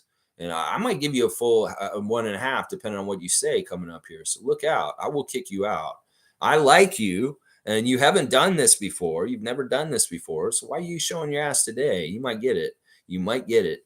Let's see. Fiercely saying, laugh out loud, Alan Tam. Lex is hyped and passionate. We love it. That's right. This is part of the reason why they tune in this morning. They want to hear the passion in my voice about how much I love the Raptors and how much I fight for them in a positive way. That's what this whole channel is about, Alan Tam. What do you fucking think this is? Kitty show? Be happy? Bam, son. Bam, bam. That's all this is? No. I'm trying to help y'all be better Raptors fans is what I'm trying to do right here. And he's saying, and yes, Chris needs to eat. Laugh out loud. But jokes aside, his body morphology and metabolism must be the factors why he can't gain weight. Exactly. Scientific reasoning from Fiercey instead of childish making fun from Alan Tam. Yeah, I'll take the mature, like this is science, and his body and his metabolism just don't allow for it. In some ways, body shaming is wrong either way, whether somebody's too skinny or too fat, Alan Tam. So check yourself. We don't do that shit here. We're woke. And we're not about fucking putting people down for their body type. How about that? Cowboys saying the Brooklyn Zoo can't handle the Jurassic Park. I hope that's true. Brooklyn winning yesterday against the Bulls. I don't know if that really tells anything about things because the Bulls are the Bulls right now. But yeah, we need to beat the Nets on Tuesday. This is an important game, and I really, really want them to show up with a good effort and kick their ass. It's the first time we'll be playing them. In some ways, they're close to us in the Atlantic Division standings, and we need to jump back over them. I don't want to be at the bottom of the Atlantic Division. I want the Brooklyn Nets to be at the bottom of the Atlantic Division. So we need to beat them on Tuesday and leapfrog them in the Atlantic Division. I'll have the preview tomorrow, 9:30 a.m., live once again, and getting you all the pertinent information about the lineup and the referees. So please join me at 9:30 tomorrow. Jimmy Pope saying Lex is just very passionate. Yeah. And listen, I'll fight on this hill every single day like I do for the team and the honor of the team and the positive direction of the team and to keep Masai Ujiri in charge and to keep Darko Rajakovic a chance to coach this team properly without fucking idiots coming in saying they need to fire the coach already. Those are dumbasses. There's a lot of dumbasses out there. They just don't understand how to run an NBA team. They think they do, but they really don't fucking know what they're talking about. Nameless is saying, I'm feeling really depressed this morning, how things played out last night. Still very angry. Nameless, you've been going through things lately. My paisano, can't we get back to the good times? Can we get back to you teaching me Italian in the morning? A happier go lucky time. Where are these times, Nameless? when you're funny, and you say things to me. You've been very in a different headspace in the last month or so, and I'm worried about you, my man. I don't want you to be depressed. I want you to be happy. Do you want Justin to come and say hi to you? Do you need to hide from Justin Bieber? This is my co-host, Justin Bieber. He's in charge of Canadian content on this channel. He's very important for this. We had a full moon this morning, guys. It was a beaver moon. 4 o'clock this morning, there was a full moon. And yeah, they call it the beaver moon because beavers like to work at night. And when the full moon at this time of year, the cold, and this time the beavers are working in overdrive to build that dam and build that little house to live in and hibernate over the winter. So it was a beaver moon this morning. It was your moon, son. And I hope you got good work in last night. I know he's tired. He was up all night trying to build his beaver dam in the full moonlight. Yeah, beaver moon this morning. There, you can go. You're my son. I love you. You're my son. This is my son. He's my son, Justin Bieber. That's right. You can go. Get out of here. It's my interview. Yeah, get out of here. Yeah, there you go. All right, there you go. Beaver moon. Hopefully that put a smile on your face, Nameless. The beaver moon at 4 a.m. this morning. Yeah, don't be angry. Please, please calm down. Alan Tam saying they don't have a Kawhi player. You can't win a championship without a Kawhi player. Bam, son. All right, you're done. You're done. You're out, bro. You're out. That's not helpful. When I hear people start talking about Kawhi this, Kawhi that, you can only win if you have Kawhi. Kawhi will tell me right away. It's like, you're a casual motherfucker. Get out of here, Alan Tam. Bam, son. You're right on out. Man, I really liked you, Alan, too. Why'd you go nag, man? You didn't need to do that. Cowboy saying, I love it, I love it, I love it. Yeah, there you go. Fiercely saying, of course, darling, the Lakers have clinched a spot. Of course, the Lakers have a spot in Vegas. Of course they do. They want LeBron to win this thing. LeBron wants to win this thing. He wants to win the in-season tournament so bad to put it on his resume. The NBA wants him to win it for the first time so bad. The prestige of it. They keep saying in the media, and this is code to me, that when they did the FedEx Cup in golf, who won it the first couple times? Tiger Woods. It made it instantly a bona fide, credible, because Tiger Woods, the very best, won the FedEx Cup the first couple times golf did it. So, of course, the NBA wants LeBron James to win the in-season tournament for the first time. So everybody can say, oh, the Lakers were the first ever in-season tournament champions with LeBron James. It just fits so nice with a little bow. I hope somebody spoils the shit out of your little tea party, Adam Silver. Yeah, I hope a small market team kicks one. Indiana Pacers is in there right now. Ooh, I'd love for them to win the in-season tournament. That'd be fun. And see how the NBA's like, oh, damn, Halliburton, you're too good. You beat them. And you won the in-season tournament. I would love that. I'm a hater against what the NBA storylines they want to write. You want to write LeBron James as the first ever in-season tournament MVP and champion? Fuck that shit. Let's fuck that shit up. Whatever team can do it, do it. I'm anti-Boston and Lakers. That's the number one thing with me right now. And I want all the other teams in the league to win over those two teams in particular. They want to add these championships and accolades to those stupid-ass franchises. Fuck that shit. Let's get more Denver Nuggets champions. Let's get more Milwaukee Bucks champions. Let's get more Toronto Raptors champions. That's right. That's where I'm at with that. Yeah. Nameless is saying on the bright side, some of the best officiating I've seen thus far. Yeah, it's mostly good. I don't think it's been that bad. Nameless. See, that's what I'm saying. Let's look at the bright spot, Nameless. I'm going to give you a dunk for saying something positive and coming out of it, man. I'm giving you a dunk, Nameless, for saying something positive. The officiating has been better recently. It's been fair.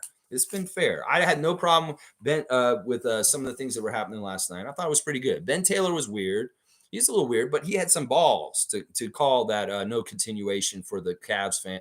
Cavs fans were pissed. They were pissed, and they were letting them hear it for sure. There you go. There you go. All right, let's see. Cowboys saying, bam, son. You'll wait for it. Yeah, bam, son. He's bammed on out of here. I'm sorry, Alan. I'm just not having that shit. I've heard that song and dance way too often about Kawhi and championships in Toronto. Fuck that shit. Fuck that shit. You're with us. You're with us. And people that talk like you do are fucking not with us. I'm going to tell you that right now. Let's see. G saying, a Strus off the bench has value. What will complete our team? Backup big. Yako's great. Backup point guard. A shooting specialist off the bench. I like this little list. If we could mark two of those things off with one person, that'd be even more fantastic.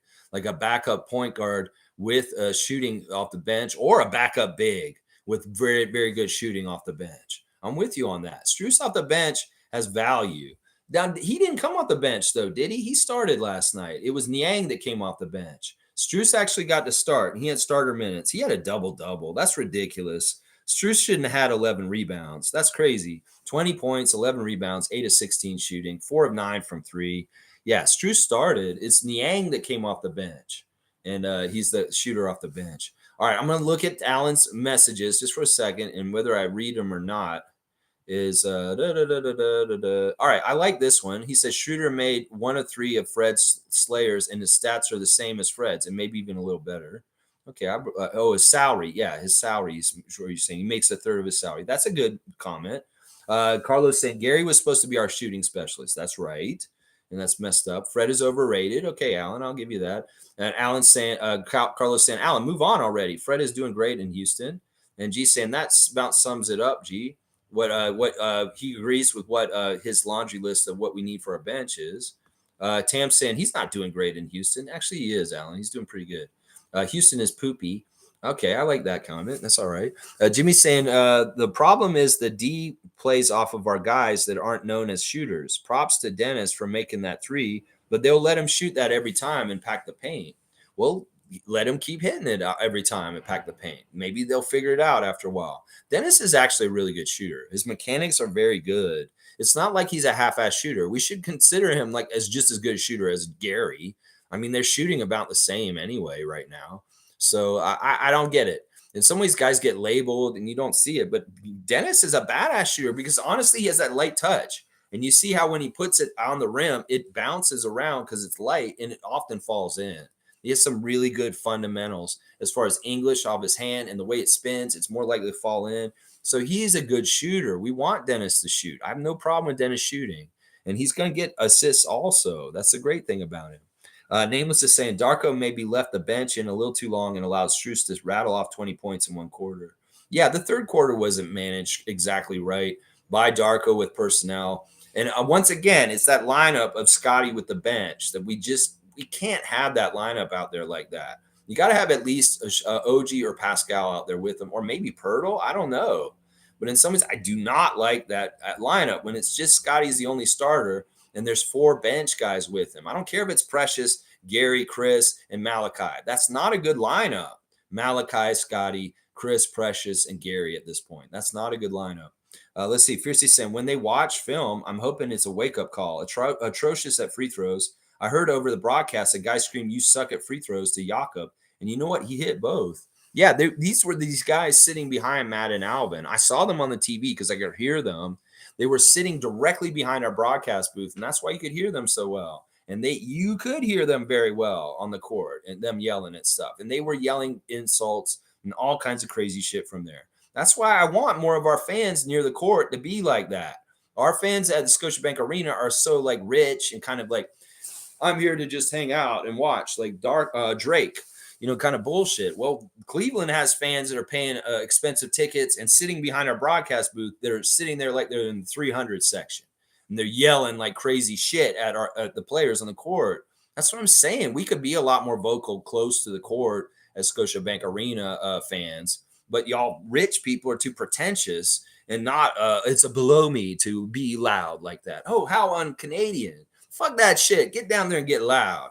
Just like we did when Tom Duke was in town with Morgan and David and Isaac and Peter Saborin. Yeah, we got loud at those games. And we didn't care if we were close to the court in the 100 section. That Cleveland fans were very loud close to the court. And that was a factor in some things last night. It really was. Let's see. Carlos saying, regardless, move on. He's off the team. Yeah, talking about Fred. Yeah, in some ways, he has moved on. Allen has, unfortunately. I feel bad. In some ways, Alan, if you say one more thing that's good, I might let you come back. But it's all what you say in the next one. If it's a bad comment, you're gone for good. If it's a good comment, you get to stay. How about that, Alan? But yeah, man, I'm just sick of this shit. I don't want you coming in here and acting like an ass on a day like today, is what I'm saying. All right, let's see. Where am I? It skipped ahead. Oh, wow. You guys really filled it up. It's all right. I got time today, so we're okay. Let's see. All right, here we go. G saying, can we see this off the bench? Scotty as a center, like a Joker role. Flynn, Gary, Otto, and Precious. Yeah. Yeah. I mean, I think this Scotty can be a great passer for our team. It's just not in a traditional point guard role. He should be more like Jokic. That's a great comparison that people have used recently. Can he be a hub like Jokic? I mean, Jakob's already kind of doing it like Jokic. But if Jakob's not out there, Scotty can switch and be the hub, just like Jakob is being. In some ways, that is a really cool play action to put Scotty in the Jakob role with the way he does things with pick and rolls and stuff. I would love to see this more. Seriously. In some ways, the assist that he would get from that kind of action is way better than him trying to be a traditional point guard and doing it from the outside. The high post with people screening and cutting around him and his vision, that's some fruit we need to go and pick right there. All right, Alan, you're on your last chance. Tristan Thompson plays for Cleveland again. I didn't know that. Yeah, he went back there this year. They're very happy he's there because he's a good leader and he's a part of their championship from before. And he's a good lead. He's just a good guy for them to have around. He was a factor in the game last night. He very much made his presence known with physicality and bigness when he was out there, and it was annoying. You think he's washed up?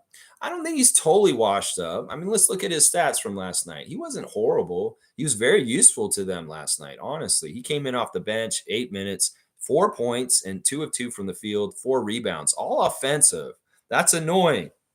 You see right there, he was a factor. He came in late in the game and he got them 4 more possessions because he got 4 offensive rebounds. Not only that, he got 4 assists.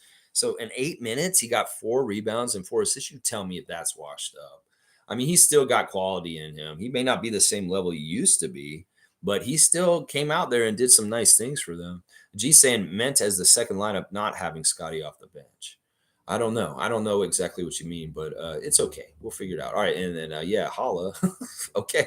David's got Gary on blast here. And Jimmy's saying Nick is a great coach and Fred is a phenomenal player. We got to stop dogging on them. They weren't the problem. It was a collective problem. It wasn't the right mix in some ways. And I really, the stuff that when I talk about Nick now is in comparison to Darko and the changes that we've had. In some ways, I will dog on Nick, obviously, because he did sabotage our team last year. But Fred, I want to give him honor. And there's no reason to come after him, Alan. I'm with Jimmy on this. David's saying, well, that may be a stretch. Blackhawk saying, Darko has to tighten up on the scouting report. Scotty should not be the primary defender on Garland. Know your competition and use your players in ways that will make them successful. I can't disagree with this. In some ways, we need to go find those mismatches and just beat them over the head with them. Mouse in the house all day long. Georges Niang was out there, and Siakam was abusing him for a bit of the game, but not enough. Where did we go away from that? How did they hide the defensive liability that Niang is? Well, we need to go and seek it out and get the fruit from it. In some ways, you just like, oh, that mismatch is there, but you're not using it for your advantage. Well, that's a waste. That's what I'm saying. We got to go find those mismatches. And then on the other things, on the other side, maybe figure out who needs to guard who.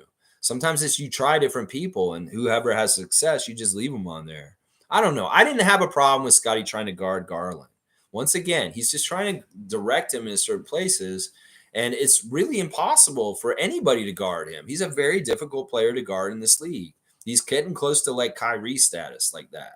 And in some ways, that is, it's going to be hard for anyone. OG would have a hard time shutting down Darius Garland himself. So, in some ways, maybe I wouldn't have played OG on Donovan so much last night and maybe put him more on Darius. But I guess that's just the respect that they're having for Mitchell by putting OG primarily on Mitchell instead. And we see what Mitchell did. Mitchell was hot garbage yesterday. He didn't do anything for them hardly. He was 4 for 17, 0 for 5 from 3, 10 points. 5 rebounds, 4 assists. He really kind of just slung those 10 points together on garbage shit. And it wasn't really from him playing well at all. Let's see. Nameless is saying, holding out for a hero. Bonnie Tyler, I'm holding out for a hero in the night. He's got to be fast and he's got to be smooth. And he's got to get to the hoop and make it all right. Yeah. All right. You need a little hero. All right. Jimmy's saying, Nick's showing out from I'm Philly in Philly, and Fred is being a leader in Houston. Fred ain't worth that cash, but he's helping that team win, and that's facts. Yeah, they need to pay him to get that effect down there. And in some ways, Fred's a better leader for them than he was for us. It just wasn't the right leader for our particular group. Obviously, he wasn't the way he does things didn't mesh with some of our younger guys. And it is what it is. And now maybe it doesn't totally mesh down there, but he's getting results because he's a hard ass. I like Dennis's leadership style in the replacement of Fred. And in some ways, I think he's getting through to our guys a little bit better than Fred did last year. Let's just put it that way. And this is not a slight on Fred. It's just that the leadership style of Dennis may work better with our particular people. And that's all. Let's see. Nameless is singing "I Need a Hero." I like that. Now you're singing. This is better. We're gonna pep you up, man. He's gotta be strong and he's gotta be fast and he's gotta take us to the win. Yeah. Carlos saying, laughing at Nameless and Nameless laugh. There you go. There's some joy. G saying after the Spurs game, Scotty has been scouted. They defend him high on the key and build a mini wall when he attacks. His offensive bag is still in development. In 2 years, he'll be more refined menace. Yeah. I don't think it's even going to be that long. I think you could see him be a more refined menace by the end of this season. So we'll give it patience and time. And maybe I'm too quick with when I think it'll happen, but I do think he's going to have this sooner than later. There you go. David saying, you lost me at phenomenal. When did I say phenomenal exactly? Carlos saying, hi, it's always a dumpster fire with the fan base after our loss. Yeah, it's ridiculous. It's way overreacting. It's silly. Yeah, Jimmy's saying our fan base is just hot garbage. It's not even our fan base. It's just social media Raptors Nation. It sucks. And I don't know why people are so miserable and so negative and in their head with negativity. It's like, seriously, we need some sunshine in this world. Now more than ever, with war and bullshit going on, we need happiness and joy. And sports is supposed to bring that. So if you're not getting happiness and joy from sports, step away. Step away for a while and find somewhere else because you're not strong enough emotionally to go through the rigors of the ups and downs of an NBA season. So I'm going to say step away from that ledge, Raptors social media spaces. Y'all are crazy and y'all need to grow up and mature a bit. Let's see. Carlos saying first half was sublime. Bench unit failed in the third. They will watch film and they will be better. Yeah, I think this is a pretty good synopsis. We played very well in the first half. We had a 10-point lead at the half. There you go. Boom goes the dynamite. Third quarter, horrible third quarter where we get outscored by 12 and we're losing by 2 going into the fourth. And then boom, we only lose by 1 in the fourth quarter. So we hung with them the whole game. And honestly, that third quarter is the one place we really stunk it up. And Carlo's exactly right. G saying Darko has a tough task. He's asked to develop the bench while trying to win. I find myself thinking, get him out about certain players, but realize they need reps or we have no depth for the future. In some ways, I want to just toss my hands up on Malachi. I don't give a shit about developing him. I've seen the range of what he can do, and there's not enough good high spots to continue to invest this kind of minutes and time into him. I'm sorry. I feel like once we move on from Malachi, we're going to have a way better bench after that. I feel like you just get rid of him and you just get a replacement player for him that's more capable. We're going to have so many good things happen for the Raptors. I really do feel like he's the epicenter of our horrible bench since he's been here, and he's not progressed or developed in any kind of way, even with or without Nick. In some ways, I don't think he's developing fast enough right now under Darko. And the gains he's getting is like, what? He got a 14-point game and we're all fucking happy about it the other day? Fuck that. That's not good enough. I am pissed at Malachi. And in some ways, I want him fucking off of here. And as soon as he's off, we'll be having a better bench. I really believe that'll happen.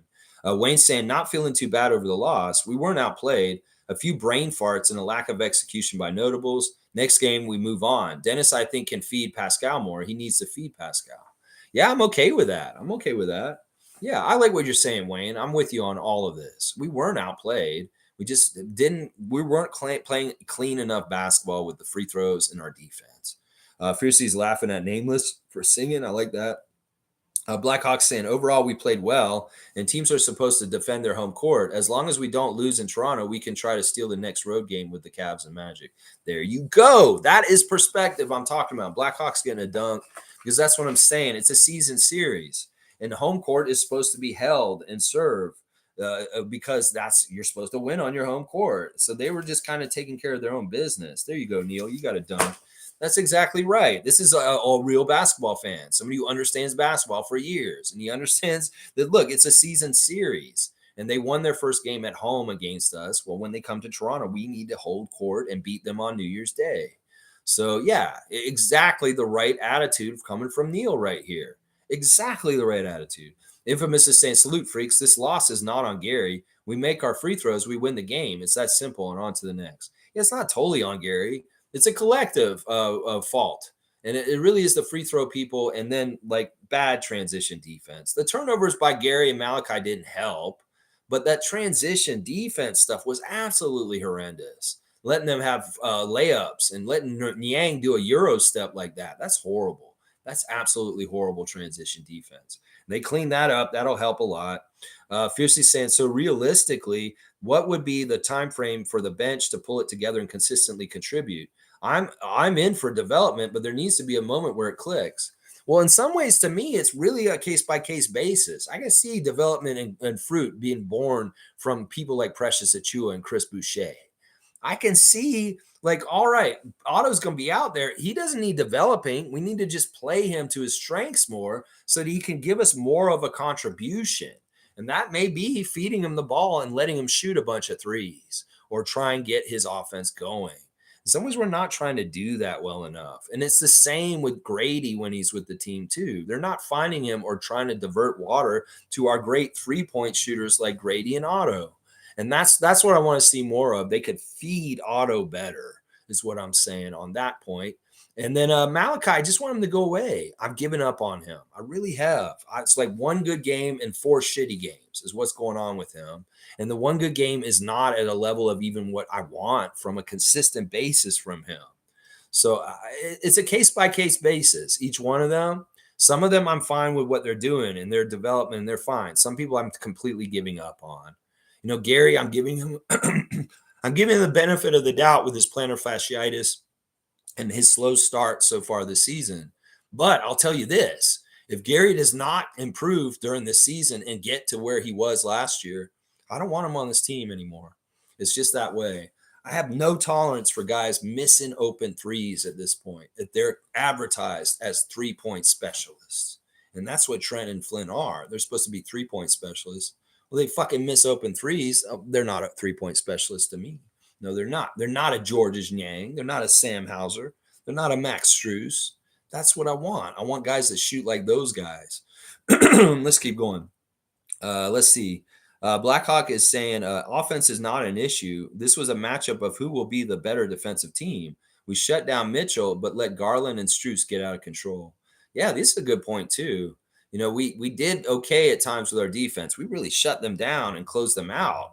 But other times we were very poor with our effort on defense. And it was just consistency on our defensive levels is be better. Fiercey's got Yak is elite. I'm glad he's on my fantasy team. Yeah, he's doing good for you on the fantasy team, I'll bet. Very solid field goal percentage. I'm sure he's getting you a ton of points. Let's see. Infamous is saying, Precious frustrates the hell out of me. I get panic attacks every time he touches the ball. Yeah, I get those more about OG. OG drives me nuts when he tries to drive and do stuff. In some ways, I mean, I get it. A lot of people have problems with Precious being kind of wild, but I don't. I think that he's going to be better and better. He did kind of have a bad game yesterday, though. I'll give you credit on it. He's had a bad game yesterday. But him and Scotty were kind of similar in that way. G saying, in all fairness, Garland is a guard and has control over the ball and what happens next. Pascal and Scotty, if not fed, not blaming Dennis, will have a harder time to take over in this system, in my opinion. Yeah, I get that, and I get what you're trying to say with this. That's I don't know how I should answer this exactly. Darius does get the ball and has control as the point guard, but these guys that are the top dogs, they want to grab it and call for it and demand it.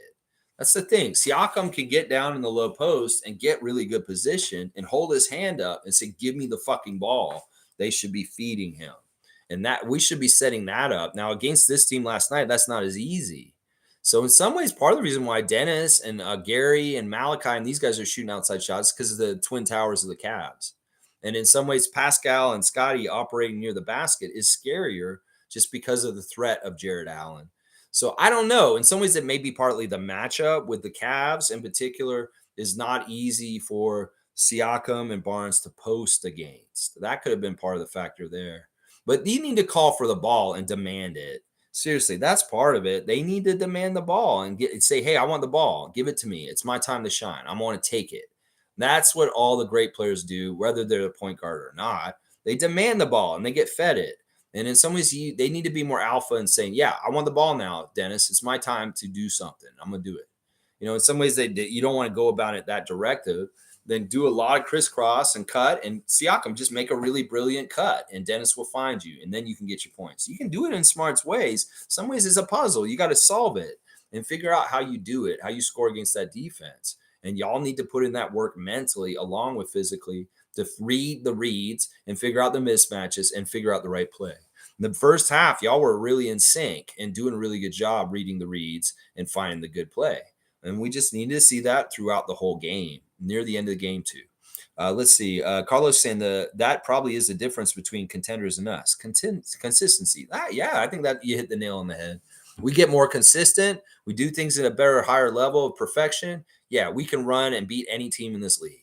And we can be a top tier team in this league. I really do believe that. G saying, I think I understand Scotty's energy. His offensive bag is still a work in progress. And when he's not fully comfortable with what the defense gives him, seems low energy, but could be just overthinking.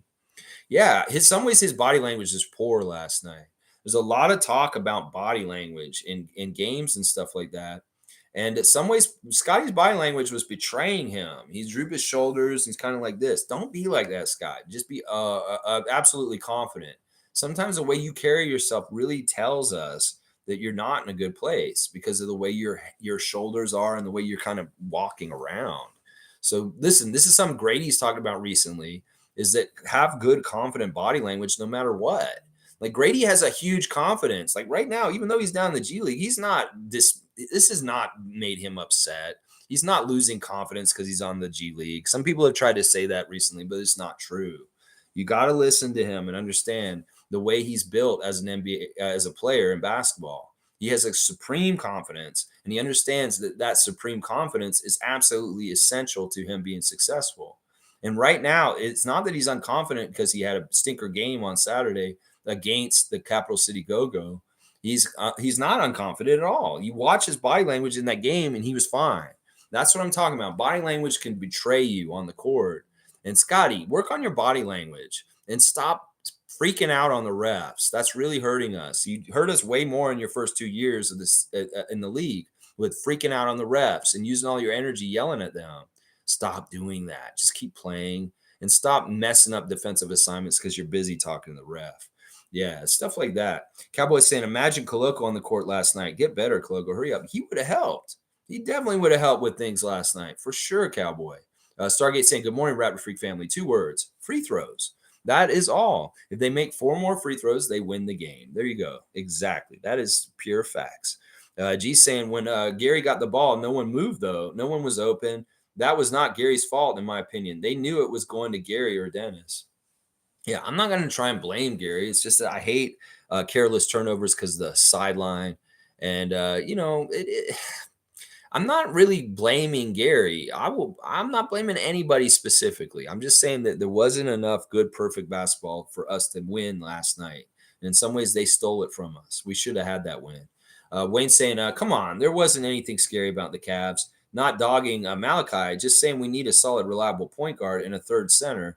With Jakob off, we need to solidify that center position. Yeah, I'll agree with what Wayne's saying here. Everything there. G saying Raptors are 28th in free throws. If they can just be average in free throws, they automatically win a few more games. I agree with that from G. That's exactly right. Carlos saying, agree, Wayne Strainer. Malachi just not doing enough for winning. He's a good third point guard, but he's not a good backup point guard. His output and the way he plays is fine for like a backup to the backup. But he's never gotten past that third point guard status this whole time he's been on our team. He's never been a capable backup point guard, and it pisses me the hell off. Dude, you're in your 4th season. What are you doing? You're getting all these opportunities, and you just don't add up to being a good backup point guard in the NBA. Because like I said, some guys just have their destiny, and they hit their head on the ceiling of what they are going to be as a player. And I feel bad because I feel like that's what's happened to Malachi. He just doesn't have anywhere else to go. His ceiling has been hit. And I hate it. If he had a breakthrough and he got to another level as a player, I'd love it. But I don't see the signs of this happening. In some ways, I see too much carelessness with him. Once again, I don't think he's a fundamentally good basketball player. And that's what pisses me off too. It's like it's one thing to invest in a player that's you're developing and trying to get better and better. But if they're a player that shows that they're fundamentally horrible in different ways all the time, I'm like, why are you investing in a guy who's fundamentally not good? And in some ways, his fundamentals are going to fucking hurt us at some point in a key place, like it has recently. Yeah, I don't like these kind of guys. I really want Masai and Bobby to go get fundamentally good players. And in some ways, Scotty and Malachi are not fundamentally good players. They play too carelessly and they do a lot of extra showy shit that really is not good for winning. And in some ways, I'll allow Scotty to have flashiness and unfundamental kind of shit because of how good he is and how overwhelmingly powerful he is, but not Malachi and what he does for us. Fuck that shit. Let's see. Let's see. Fiercely saying, speaking of teeny bopper crowd, LaMelo got injured again yesterday. Oh no. Oh no. Yeah, I'm not paying attention to the Hornets. I'll pay attention to them when we play them. Stargate saying Scotty needs to play in the post in that bench lineup. In that lineup, he should be replacing Pascal as the primary post player. I like that idea. I think that makes a lot of sense. I'm with that, Stargate, for sure. Yeah, Malachi, why aren't you posting Scott? Why aren't we seeing Malachi feeding Scotty in the post? I haven't seen that hardly at all. Maybe it's because Malachi's a shitty passer and he can't even pass as a point guard. I don't know. Jimmy's saying Scotty would be great ball handler if he had spacing around him. Kind of hard when nobody can make a shot. Yeah, I mean, I get that. Some people are saying that woulda, coulda, shoulda, but you deal with what you've got and you make the best of what your team is. And in some ways, I'm not trying to totally cater and do this whole team just around Scott to benefit him. No, I want to benefit this team to win. It's not like we're doing this team to be the Scotty show and just make everything happy and easy for Scott. No, we're doing things to make the Raptors be more winning as a team. And in some ways, the agenda, what helps Scott in certain ways, isn't totally necessarily what helps the Raptors overall. And we've got to find what is the right thing to do. And Scotty doing what you guys are saying recently about posting him in the bench unit is really smart. That is a really smart idea, honestly. Let's see. Carlos saying, yeah, that was frustrating too, getting cooked by Niang. Yeah, I hate that guy. We should have been cooking him. He had more points than Siakam. He outscored you, Siakam. You're supposed to cook him. Niang is so easy for you to cook. How did he get more points than you by the end of the game? You're supposed to beat him, Siakam. Come on now.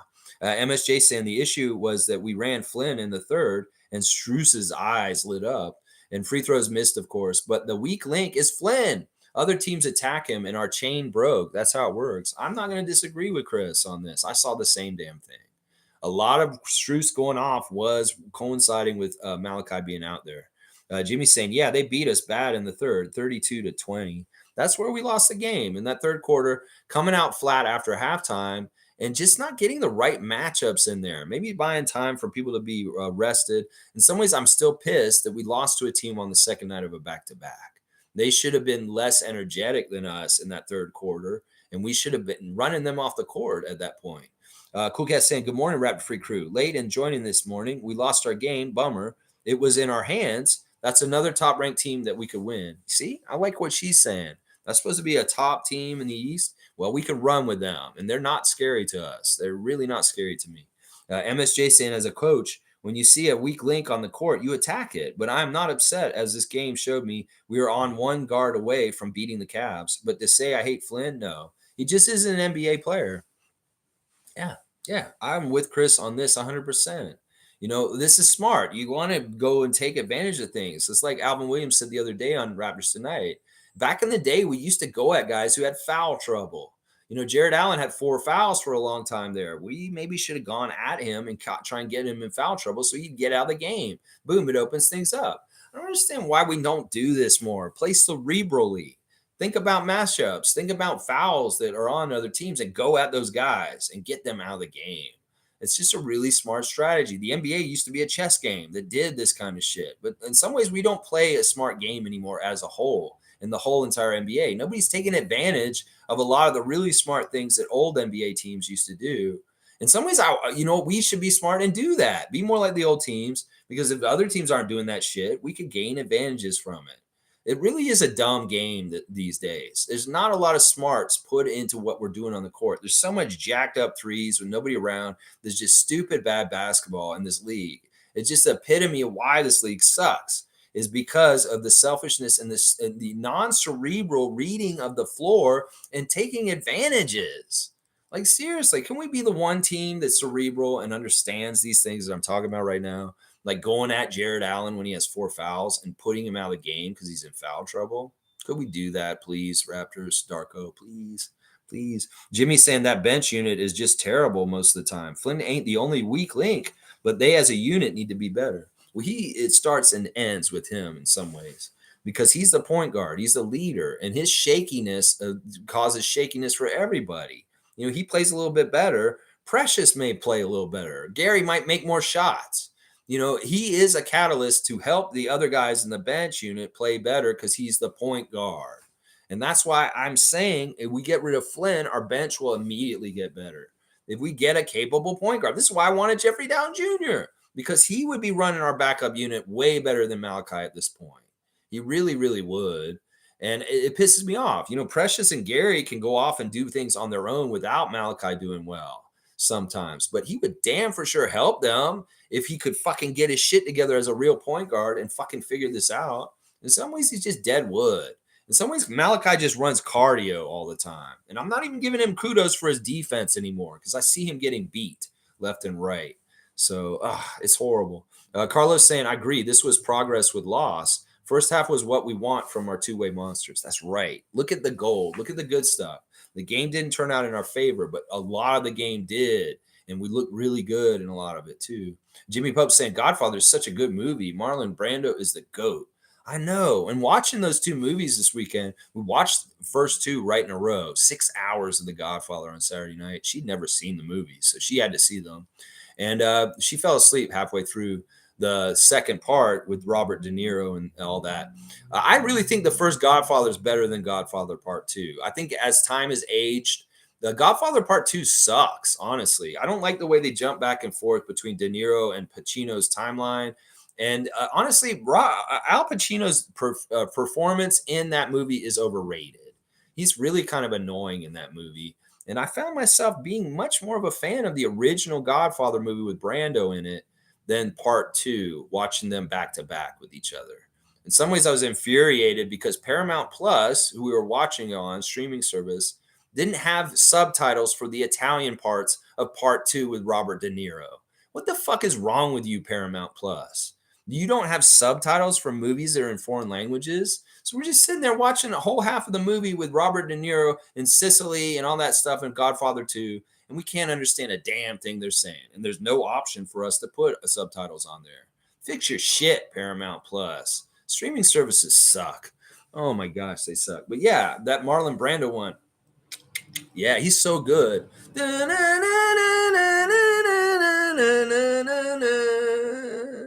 Yeah, you'd be proud of me, Nameless. You'd be proud of me. Jimmy Pope saying very true about The Godfather.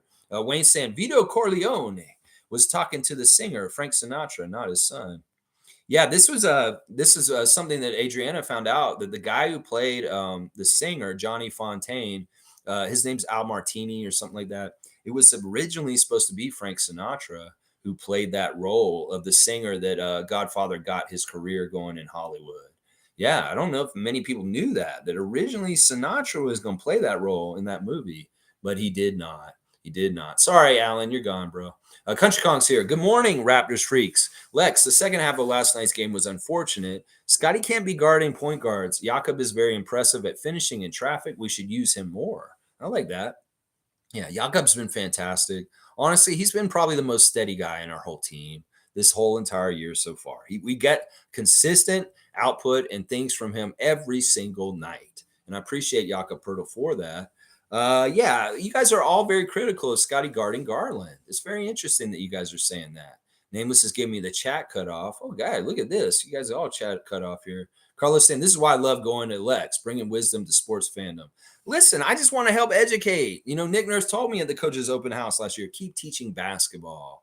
Teach people basketball and stop teaching people frivolous, Chicken Little and crazy ass freaking out shit. So there you go. Yeah, MSJ singing "Everyone's a winner, baby." That's the truth. That's the truth. That song's it's funny. Name is saying this is the place where maturity meets sports fandom. All right, I'll take that. I mean, I don't know how mature I am. I do have a beaver puppet. Carlos saying 100%. PS Shooter saying we just need a bench mob 2.0 and we're set because the guys on our bench right now ain't it. And honestly, some of the guys on our bench are the right guys. It's just we need a better leader running that bench unit. I'm telling you right now. Like if we had, all right, y'all bring up Malcolm Brogdon and say, oh, we had Malcolm Brogdon right now. Yeah, Malcolm Brogdon would get more out of Gary Trent, Precious Achua, and Chris Boucher in that unit. He would get way more out of that backup unit, Malcolm Brogdon. We need a guy like that, kind of like that kind of level of point guard being our backup point guard that comes in after Dennis. I'm just sick of this Malachi experiment. He's been a fail. He had a lot of chances rookie year in Tampa. He's had chances the last couple years, even though Eric Flynn says he hasn't. He has. Fred got hurt. He got chances, and then he got hurt in his stupid shit. Maybe he just is like not meant to be. You know, the forces out there say, well, Fred got hurt. Malachi, you get to start for a while. Oh, you're not playing good enough. You got hurt too. See, something out there is just telling us Malachi's a dead end. He's a dead end to me. He's such a dead end right now. Oh my gosh. Country Kong saying Jakob's coordination is intriguing to me. Finishing over Mobley and Allen while shooting, going 8 for 9 is no joke. Does Jakob have more offense to offer this team? I would like to see more pick and roll with Jakob.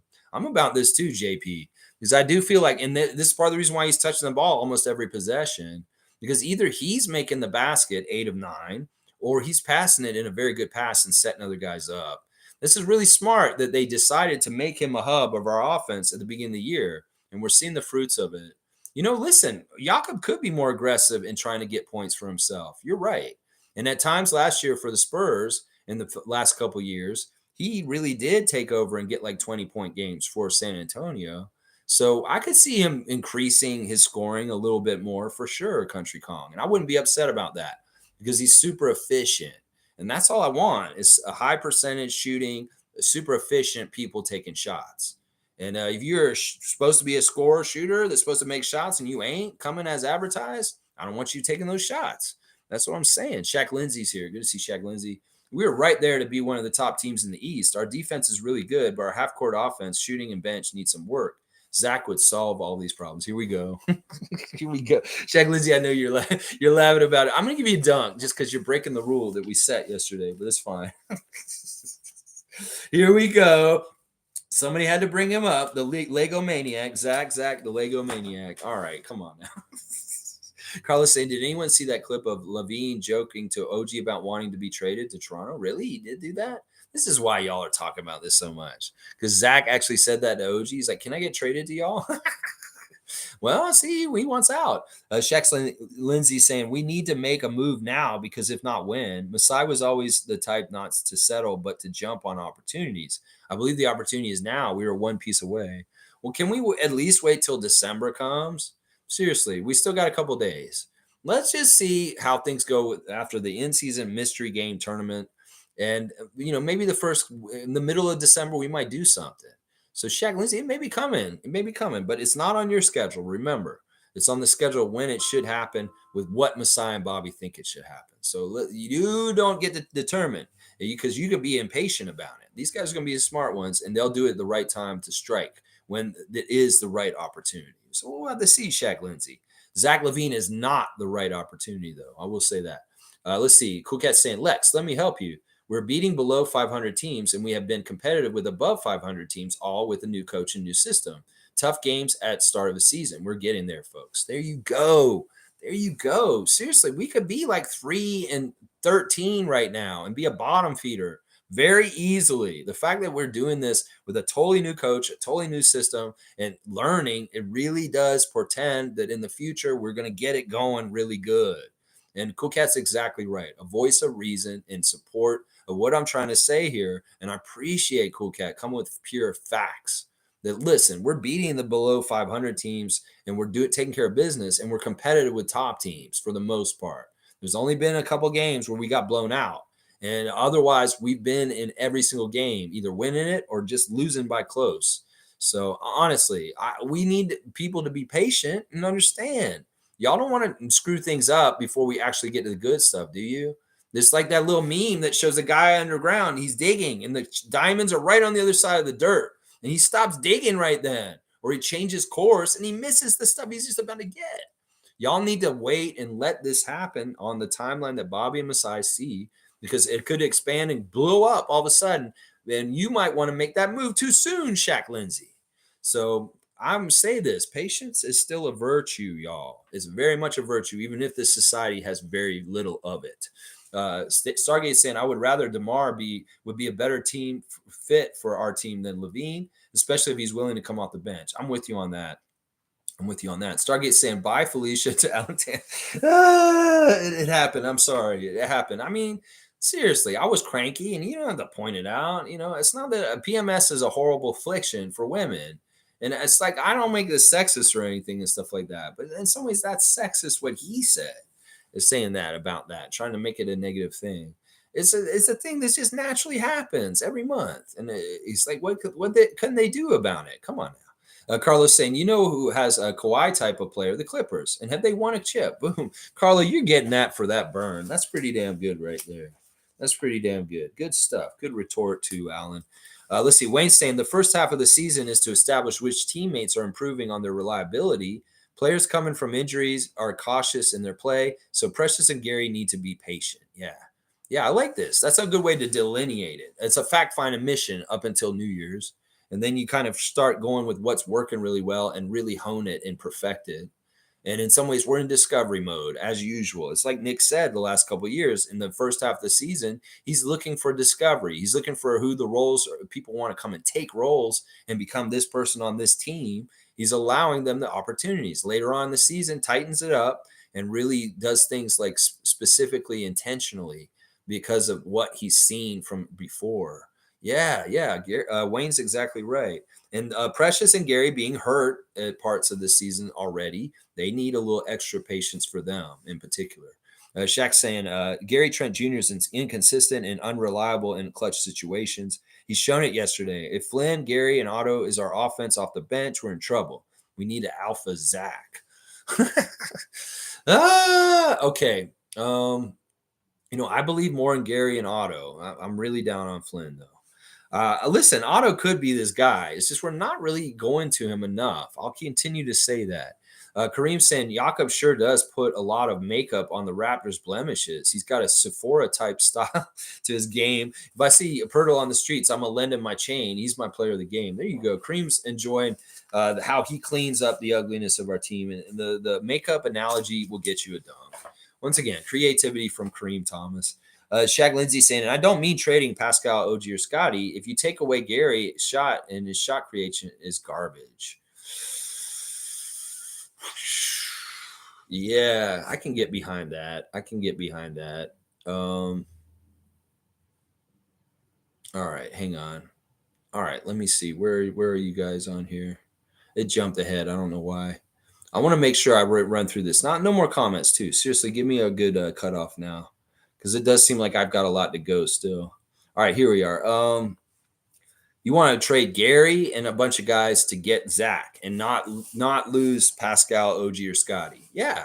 If we could make that work and we could somehow replace Gary Trent Jr. with Zach LaVine, that would be okay in some ways. I think it's more likely we could trade Gary Trent Jr. for DeMar, though. DeMar's less money.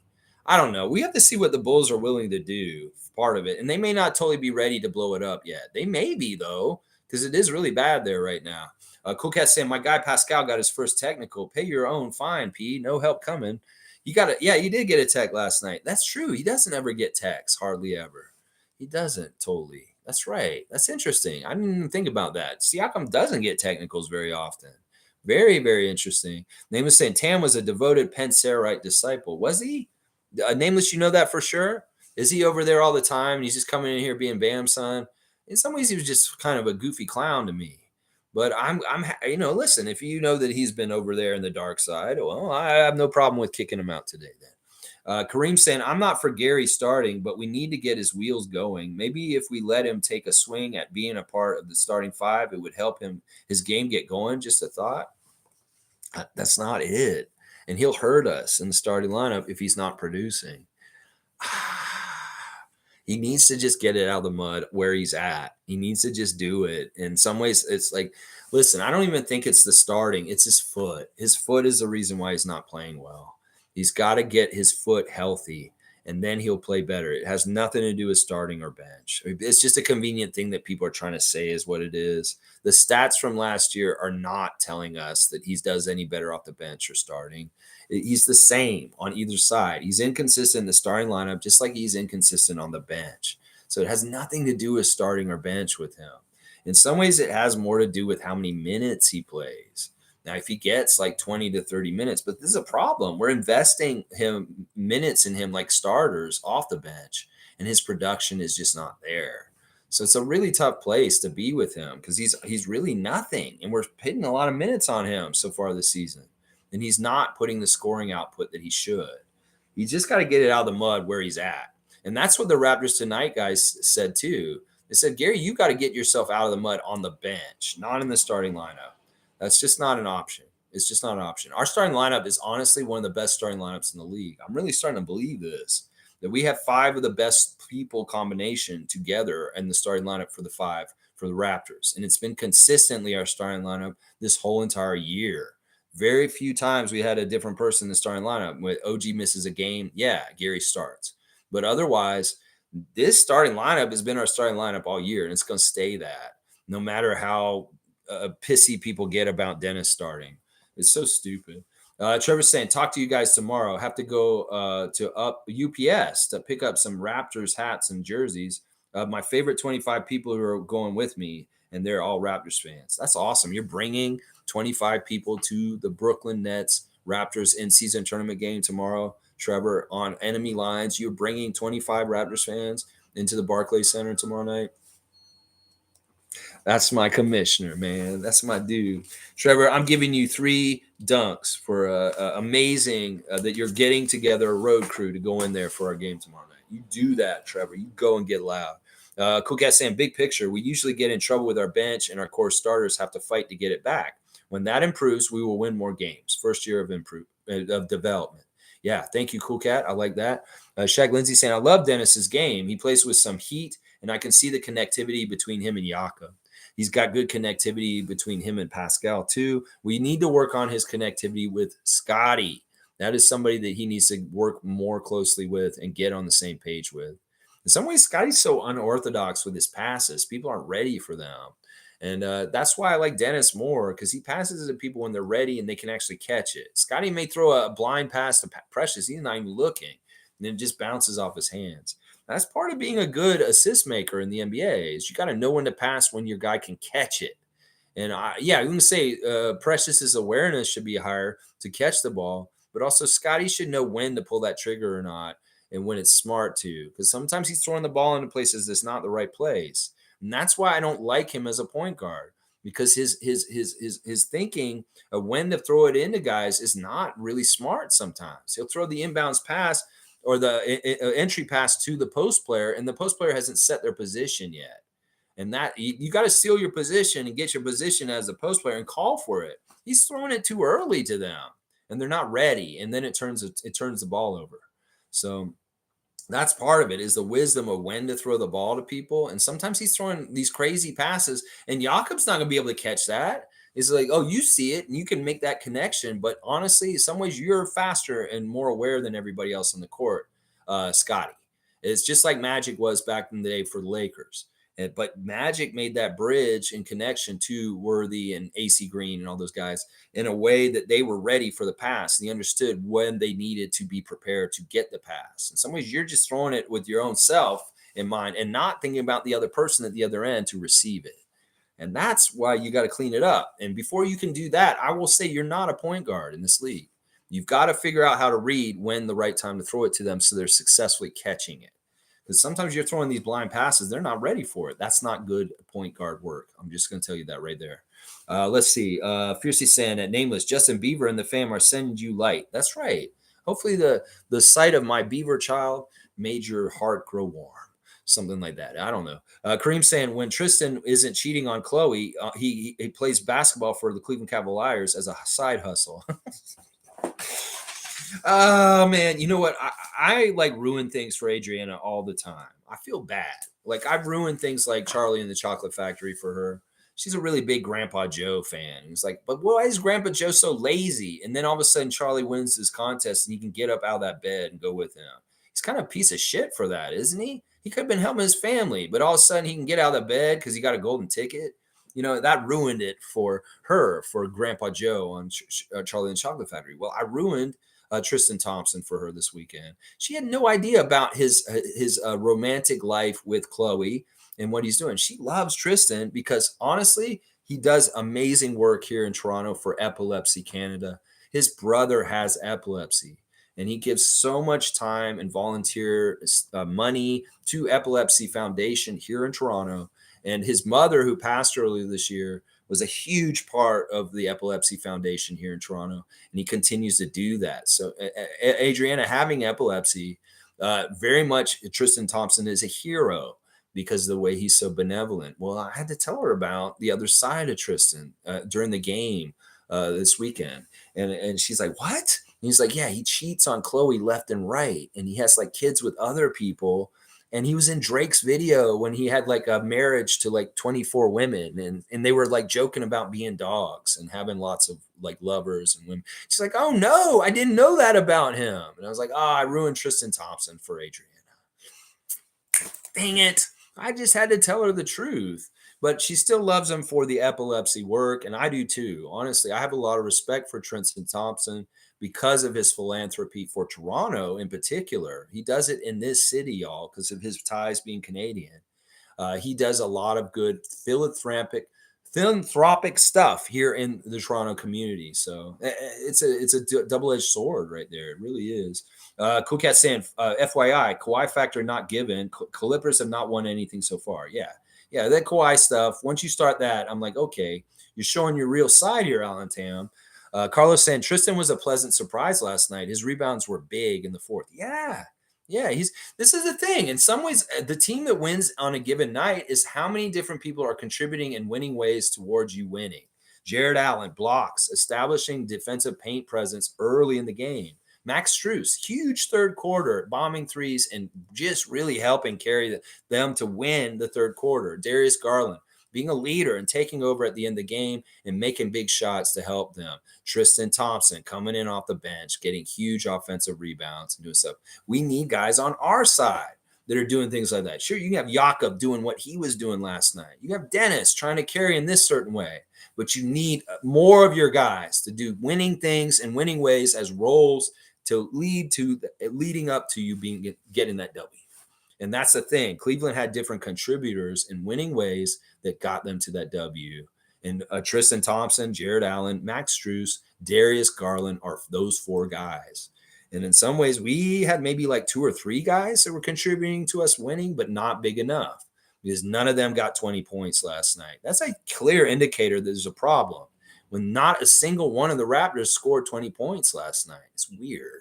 It's very, very weird. Let's see. Wayne's saying, let's exercise patience till 25 games in. Let's have benchmarks before dissing our players who basically need more energy and veteran leadership and understanding the plays more coherently.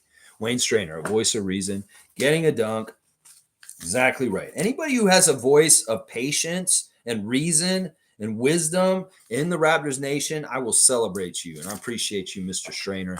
Shaq saying, Scotty is not a point guard, but when you play with Flynn in the second unit, it's a free-for-all. Yeah, in some ways, Flynn's not a point guard either.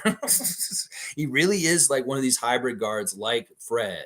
In some ways, Fred taught him how to be like him and be a hybrid guard. That sucks. I wish he had learned like more John Stockton, Steve Nash kind of point guard stuff than fucking Allen Iverson, Stephon Marbury kind of point guard stuff. That's the problem right there, is that once again, we have a point guard on our team that's masquerading as a point guard who's actually a shooting guard. And not only that, he's an undersized shooting guard, just like Fred, just like Kyle. Kyle, Fred, and Malachi are all hybrid guards. And he is not a true point guard. And in some ways, Scotty has to fill in that gap of him not being a true point guard when he plays with that bench unit. So, yeah, that's part of the reason why I think Flynn's a miss, too, is because he's a shooting guard with a point guard's body, and he's not even a good shooter as a shooting guard. And that's why I dump on him like crazy these days. CountryCon saying, to me, Jakob is the center version of Pascal, extremely coordinated for his size. We drafted Yak ninth overall in 2016, 18 spots before Pascal. I think we traded him to San Antonio before developing his offense. Well, to make that deal to get Kawhi and Danny, Pop wanted Pirtle. That's the only way that deal was going to happen. And begrudgingly, we traded our center prospect to him on a loan, and we got him back. So it all worked out really well. Yeah, that draft was so good for us. That year in particular, 2016, we got Jakob, Pascal, and Fred all at the same time. Fred undrafted, Pascal late first round, and Jakob in the lottery. So that, man, what a successful draft by Bobby and Masai. How come nobody talks about that fucking draft? That the Raptors drafted Pascal and Jakob in the same first round, and they got Fred after the draft and undrafted. Does anybody talk about that success or that fucking crazy ass draft in 2016 the Raptors did? They should talk about it more. Maybe they should talk about it and sing the praises and the successes of our front office more. Yeah, they should. Let's see. Infamous is saying, in the past, Masai targeted Talen Horton Tucker. I would love to have him on our team. I wonder what it would take to get him. THT? I don't even know where that guy is. It's like he's fallen off the map. It's like, it's crazy. They wouldn't trade THT for Kyle Lowry a couple years ago. Now where the fuck is he? Lakers. Yeah, I don't know where that dude is. Is he still playing in the league? Is he still any good? I don't even know what team he's on.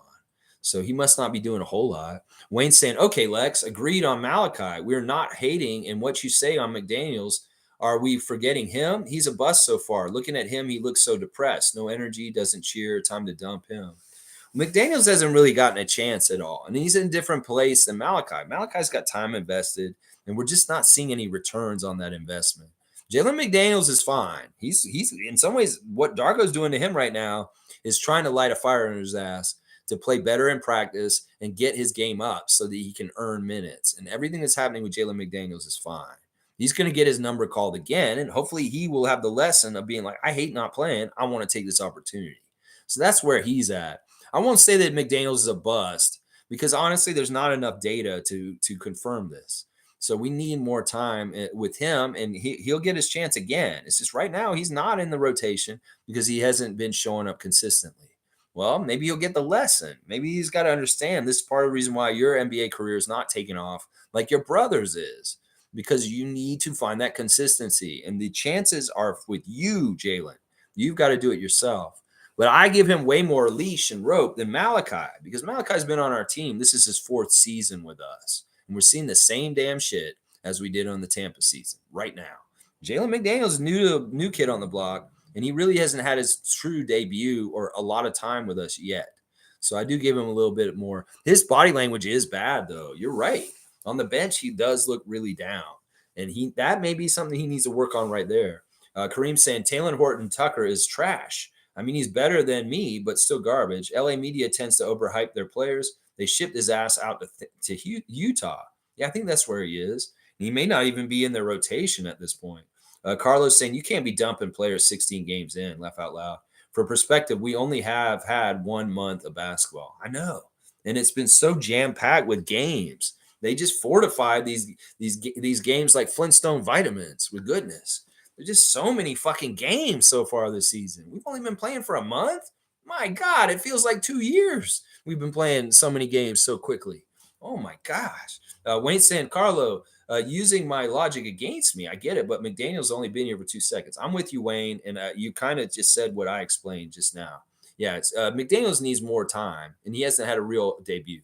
Cool Cat saying, in this game, we make our free throws, we win the game. Precious 1 out of 4 free throw line. Our bench is not as good quality as the Cavs. I don't know. It could be, though. I really do feel like it's just the leadership of the bench. We need better leadership off the bench. If we had a better leader leading the bench, it'd be fine. It'd be fine. I really do feel like that it is.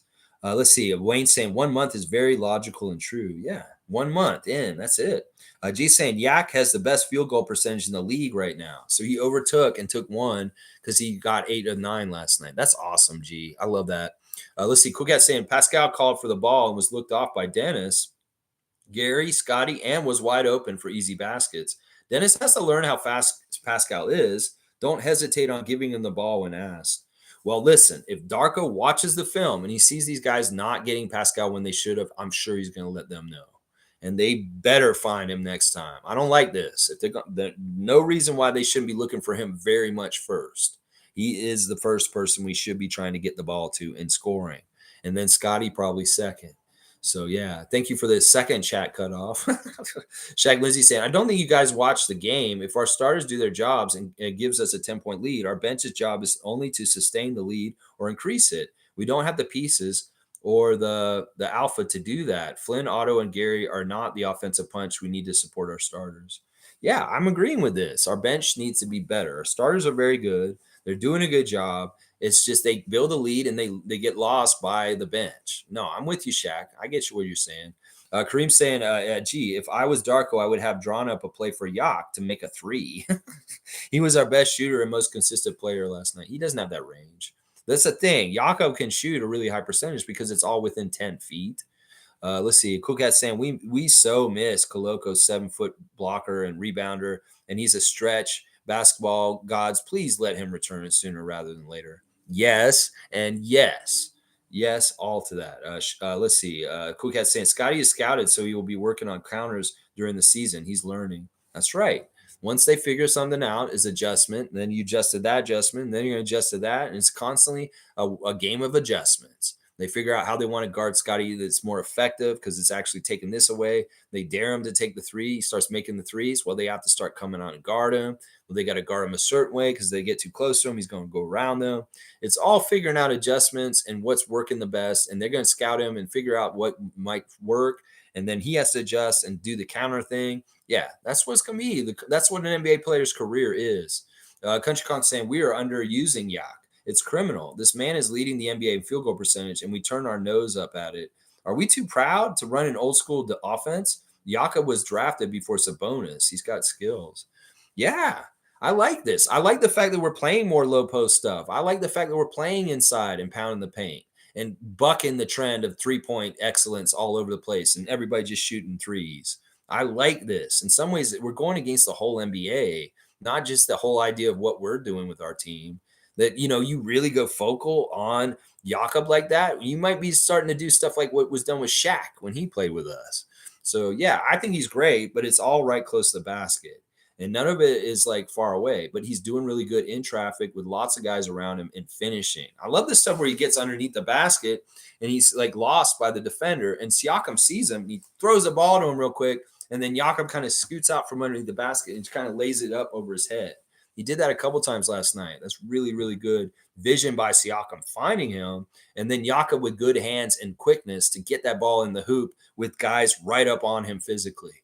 So, yeah, there's a lot of good stuff there. And I agree with you, JP. I think we could mine Jakob just a little bit more, Darko, and get more offense out of him somehow, some way.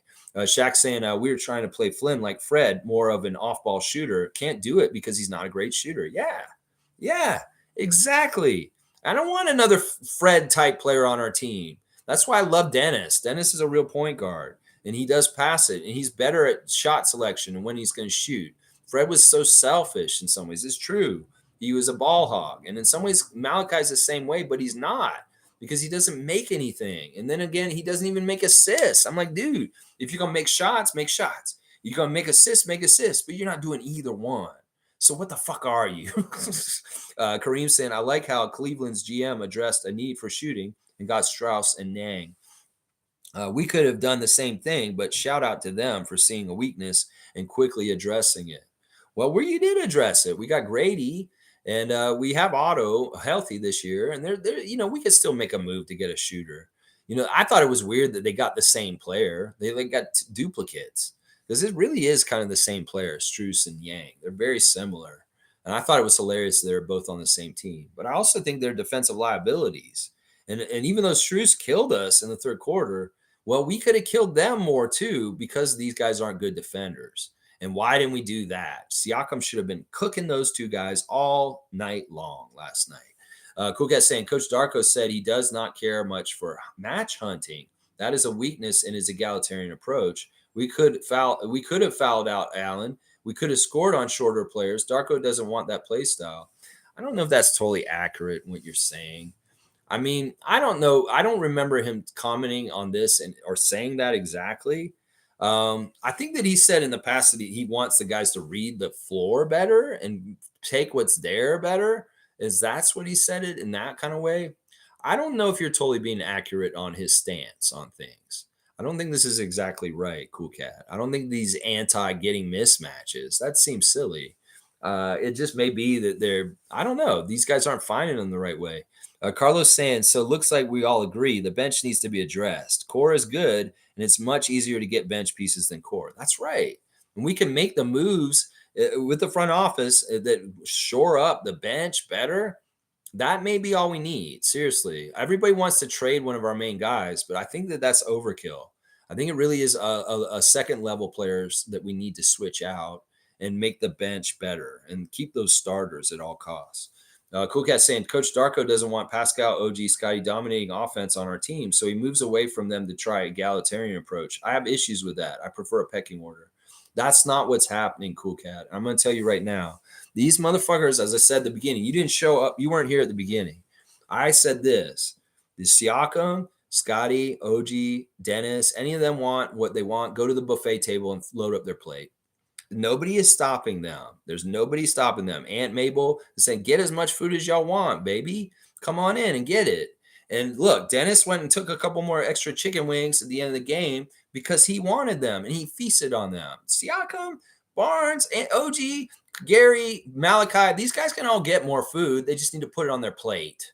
And I'm sick of this saying that, oh, it's the coach not letting them do this. It's a player, another player that's not letting them do this. That's bullshit.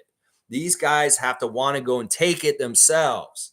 And in some ways, it's in their DNA that they need to go fucking take more food from the buffet table. And it's only them to blame. Scotty did not play aggressively last night, and he didn't get to 20 points. Pete Siakam could have played a little more aggressively, and he would have gotten to 20 points. So, once again, don't say it's Darko stopping them or the system. Don't say it's Dennis freezing them out. No, it's these guys are not being more aggressive and taking what they should be taking in an alpha way.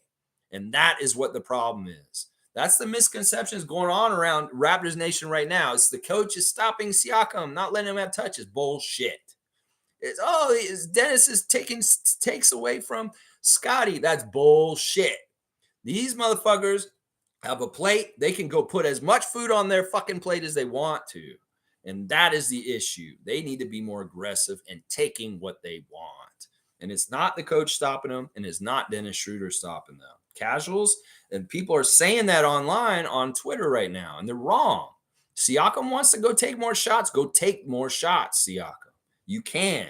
Demand the ball. Ask for it from your players. And go get in positions where you can succeed and get targeted so that you can get shots. Sometimes y'all just fade away. You're just standing out there. You're doing all the other things on the court, like rebounding, playing defense, but you're not making yourselves a target to be played off of on offense. And sometimes that's just moving off the ball. Sometimes that's just being more aggressive with your mindset.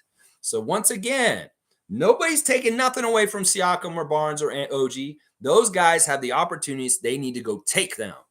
It's them going to the buffet table and taking the food themselves. It's not like Dennis came over to Scotty's plate and took the wings off his plate. Scotty needs to go get the wings and eat them himself, is what I'm saying.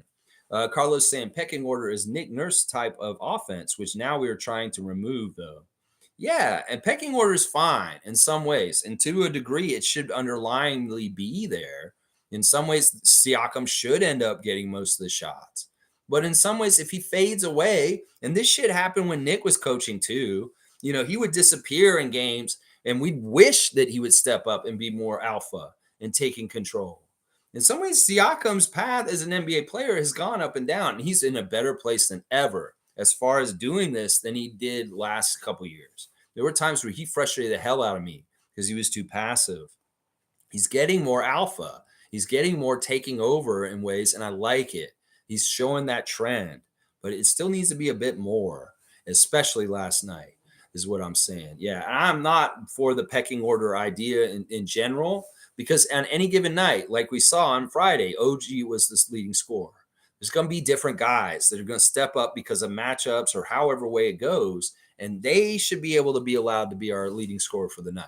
Even Gary Trent Jr. off the bench. Let's see. Shaq saying, why are we giving Gary a pass? Your sixth man is supposed to be your offensive punch. He's the alpha on the second unit, and he's too inconsistent and doesn't produce. I'm not giving Gary a pass at this point. I know that he's been hurt. That's part of why I'm giving him a pass, Shaq. But he's shown that he's kind of moving better all of a sudden. He was shitty in the second half. He's great in the first. You're exactly right. I want him to be more consistent. That's the one thing he's missing in his game the most is consistency. If he could get more consistent as a scorer in this league, night in, night out, he'd get a bigger contract coming up to him coming up. Monique is here. Super fan Monique. Good morning, Rapid Freak family. Better days. Go Raptors. That's right, Mo. We're going to get the next one. Trust me. Her 3 stars are in the loss, Gary, Pascal, and Yak. I love the Yak and the Pascal picks, but I put Dennis in there instead of Gary when I did my 3 stars. Yeah, Gary just was not there at the end of the game. In some ways, he just wasn't. The beginning of the game, he's great, but in the end of the game, nah.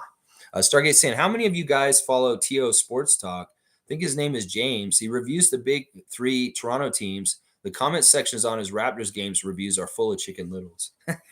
Well, if he does all 3 of the main Toronto teams, Blue Jays and Leafs, he has a Leaf Nation in there. And Leaf Nation is notoriously a Chicken Little nation.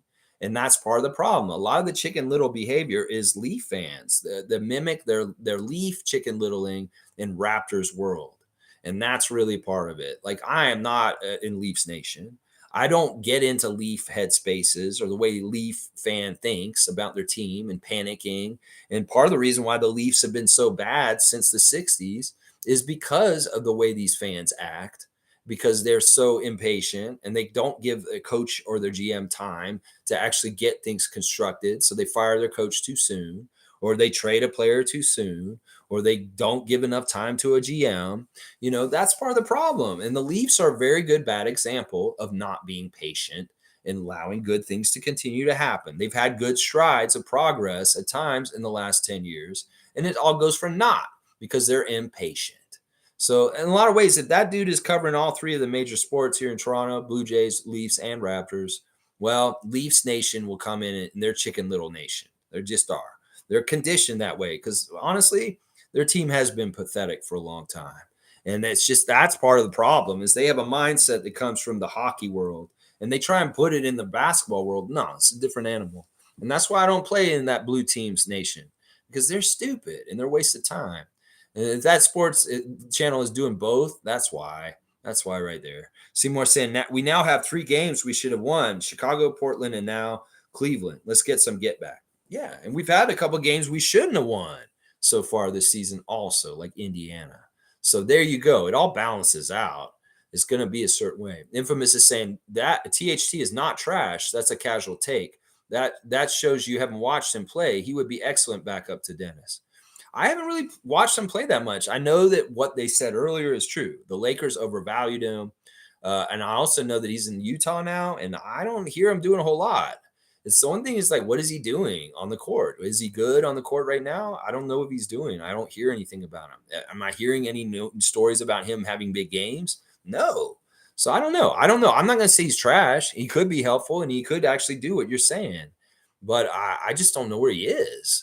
And I don't know what he's been doing. In some ways, I don't pay attention, though. Cowboys saying, let's go. And Cool Cat saying, Yak and Skills, 2-man game back from the bench mob days. Really fun. And Hot Potato, they were passing it so much back and forth. I was like, that's too much. Y'all are going to lose the ball. But no, they didn't. They just kept going back and forth until somebody made it.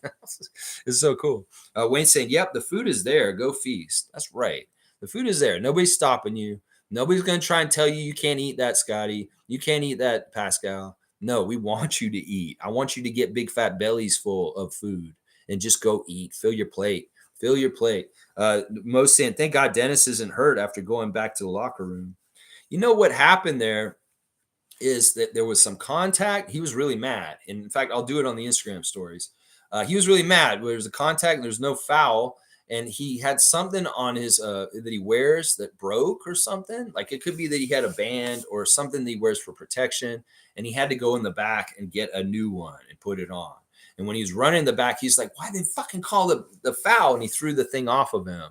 So I think that what happened was he had equipment that he wears that it got broken or something like that, and he had to go replace it and put it back on, and then he returned to the bench immediately. He was not hurt. Part of it was he needed to go fix the thing that he's wearing, and then also he wanted to blow some steam off because he was so mad at the refs for a non-call on a foul. Let's go to the Instagram stories real quick. Chris Boucher knows it was a beaver moon this morning. He's like, laugh out loud, a Monday morning moon. So Chris is in tune with the moon phases, knowing that there was a full moon this morning at 4 a.m. So Chris knows about it. He put it on his Instagram. And he's also got a quote from Bob Marley is saying, true friends are like stars. You can only recognize them when it's dark around you. So when things are dark, he knows who his true friends are. And I'm with you on that. Yeah, Dennis is celebrating his team in Germany. I guess they did a good job. And then he's given a career high 29 to a world champion over there in the German league. He's very proud of German stuff. And then he's pissed about that foul I'm talking about. Donovan Mitchell hit him when he's coming up the court, and he's posted it. And I'm wondering if he's going to get a fine on this. Probably not. Maybe not. We might hear it. He's saying, how is that not a foul? And it shows Mitchell hammering him as he dribbles up the court. And it's right around that play that Monique was just talking about, where he had to run to the back afterwards. Mr. New York City is in New York at the NBA Players Association court at the Summit playing and practicing. I'm wondering, you better be in Toronto or in Mississauga today because y'all are playing.